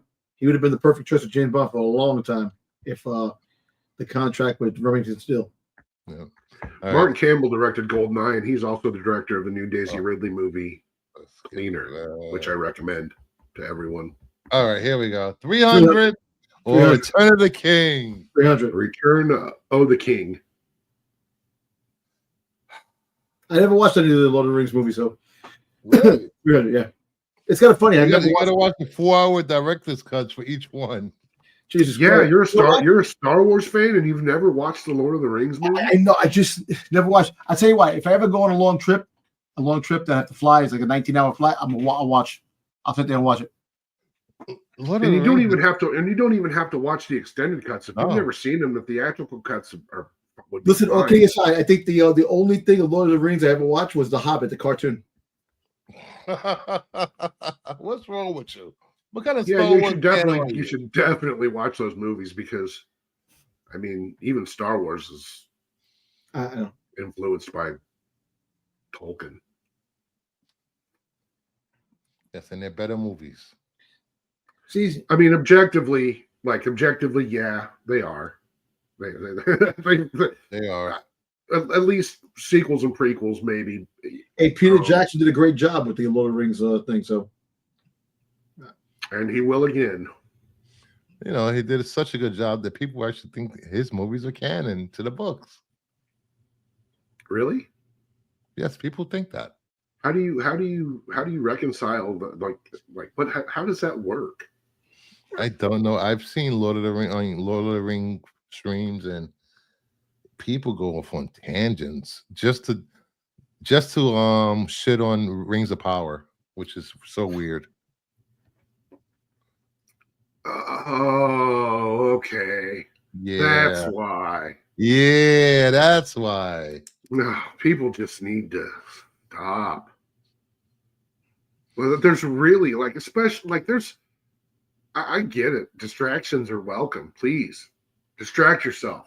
Use your illusions. I do too. I'm by no means am I preaching. What I'm saying is this is Jesus Christ, man. You gotta let it go. We got bigger fish to fry in this moment, right? Yep. I'm down for distractions. So we're about to hit the 3-hour mark. We haven't done a 3-hour show in a year. Like when I first started, we did like 3.5 hours, 4-hour shows. I just want to thank everyone for 16-hour perp streams. I saw a YouTuber do a 10-hour, almost a 10-hour stream the other day. So I was like, have they gotten is that the cutoff, right? 10 hours? oh, I don't even know. Yeah, I think there's a certain number of hours before it stops. I guess like backing up your stream, right? I have and so you have to, I don't know, it may not be that way anymore, but I've seen that happen where somebody's gone so long. I think I've seen, what was Perp's longest stream, like 6 hours, maybe 7, 8 hours? We should do a marathon. We should do a telethon, Bruce, for a telethon, have about pledges and stuff like that for a good cause, and give away comics and stuff like that, and talk about. It used to be 8 hours. Lisa said. Let's go to the board, Ed. Let's go to the board. Let's go to the board. Might do a power hour tomorrow with Max. I'm not sure. I think he wants to talk about. Well, I want to talk about movies, comic book movie fans versus comic book fans. The way that movie fans, they're not flexible when it comes to the portrayal of these characters. Yeah, but even comic book fans are sticklers too, man. They don't want anything that deviates from the norm. They may say they do, right? Dom Freeze, he did freeze. As somebody who's a fan of both and always has been and loves to see them commingle, right? Yeah. Yeah, man. I don't know. Yeah, because I think it'll be a good debate because. But yeah, if you're strictly a movie person and you've read comics, but you're not a comic person, I guess. Yeah, because I know there's certain fans of comic books that like to hold on to their idea of what these characters should be. But they're doing it. That's the thing, is they can hold on to it. Nobody's taking it from them. Yeah. It's still there. Yeah. Just because it's not the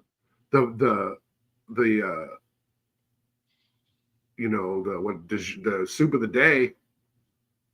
Me yesterday on my show, me and Cliff were talking about, like, there's some great stories that a lot of these moviegoers and have not read, like Korvac Saga, Inferno from the X-Men, his Doom Hunt or whatever it was he was talking about. If you love these characters in the movies, take the time and read some of the stories that inspired these characters on the big screen. The only reason I'm more excited to see what James Gunn has in store for Batman in the DCU is because every version of Batman since, even Affleck's to an extent, was very like modern Batman, like near modern, like right up, like Long Halloween, all the like late 90s up to now stuff, and it's like, maybe we need to go back to a more classic time. I think that's what Gunn's trying to do, is like how the animated series were, how Batman, Superman, Justice League, and Unlimited were, where they were like these ultimate distillations of everything that made those characters great, and just present them that way. Yeah. And that's how this feels. Yeah, because right now they're doing Justice League Unlimited. I mean, Justice League Unlimited in the comics, and it's been great so far seeing all these characters. It's a bunch of crazy different teams, right? So good. Are they back into the like 2 or 3 team structure where the book's broken up and each team gets an act? Yes. Yes? Okay. Oh, there we go. He's back. How'd you lose power? What's up? That's what always made apart from a couple of specific eras, long or short, with Justice League, that's how it always worked best for me. I'll be right back. Where the teams were kind of split, where the team was split up into smaller teams, and then each act broke with that team. It's always worked for me that way. What happened to you, Don? Where'd you go? Freaking power freaking went out. All of a sudden there was like a big pop in my computer and everything went out. Wow. Just your computer or your? Yeah, no, I have like a like the little light along my my pad over here on the desk that went out, but it was like a pop of the computer, and then the computer went off, and then it came back on, and it says restore all your stuff, and it's like it was like weird. I've never seen it before. I don't know if it was hot or something popped. It was a I don't know if a fuse popped in the computer. I don't know if something in the computer. I'm gonna have to check that out now. So God damn it, Todd, you better do it, buddy. I'm telling you right now. I gotta say it. Say it. If you're gonna make a movie maniac of the Bandit, okay? Can you please make a movie maniac of the Snowman? There you go. Pierce has a cover in Justice League Unlimited. Yes, he does. What's this? Dom, do you have a surge protector? No. I'm gonna have to get What? one. No. That is, dude. Like I said, I'm still trying. I'm fixing up this computer. I gotta get it done. I definitely have to. Dude, you need a surge protector, especially for your PC. Yo, dude, this. I mean, I was just telling the girl, it shit popped. It went. No, I thought the computer died. Yeah, that's weird. You plugged into it. It's plugged straight into the wall. Yeah. Oof. No sparks came out of the outlet. You know, I didn't look at the outlet. I was just looking at the screen and like a pop. You know when you're watching like TV and you get hit a pop on the TV when the TV goes out. God damn, how old's your TV? A long time ago, like the pops they used to hear with the tube TVs. Yeah.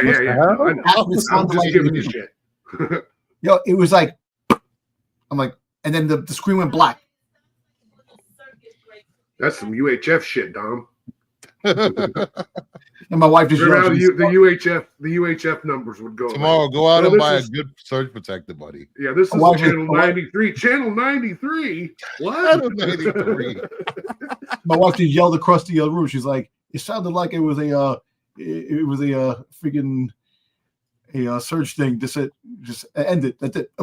What do you want? It was like a freaking a fuge. I don't know. A fuse. You have we do that shit all the time here, man. And it's just it's not like we have a lot of stuff running. Yeah, don't cheap out on the jewels, Dom. Listen, you gotta get more. You gotta get more gigawatts, man. You need more gigawatts. I don't want to be known as freaking Sticks 2.0. Can't happen. All right, let's get out of here. Over 3 hours of fun times with you guys. Fun time. It's almost 12:30 a.m. Eastern. I have to go to work tomorrow. We got to work. Make sure you. Thank you. I like. What is tomorrow? Tuesday, the 25th. Oh, it's my. Anyway. So, thank everyone for showing up, hanging out for this long. I like being around you guys, and once again, thank you for making this channel as fun as it is, because I really enjoy coming here, hanging out with you guys. And for me I didn't even think I was going to make it to 100 subscribers. And here I am with over 1,500 subscribers, legitly. I like that. I like that. I know you do. Man, please remember to like, subscribe. If you're watching on the replay, leave a comment. And don't forget, Sunday is the big 1,500 giveaway show. So make sure you have that notification turned on. Thank you, JSS. Great show. Thanks, guys. So, I will see you either tomorrow. If not, I'll see you on the Qualified for Friday's show. Yep. So have a good night, everyone. Thank you once again for making my YouTube experience positive and enjoyable and drama-free.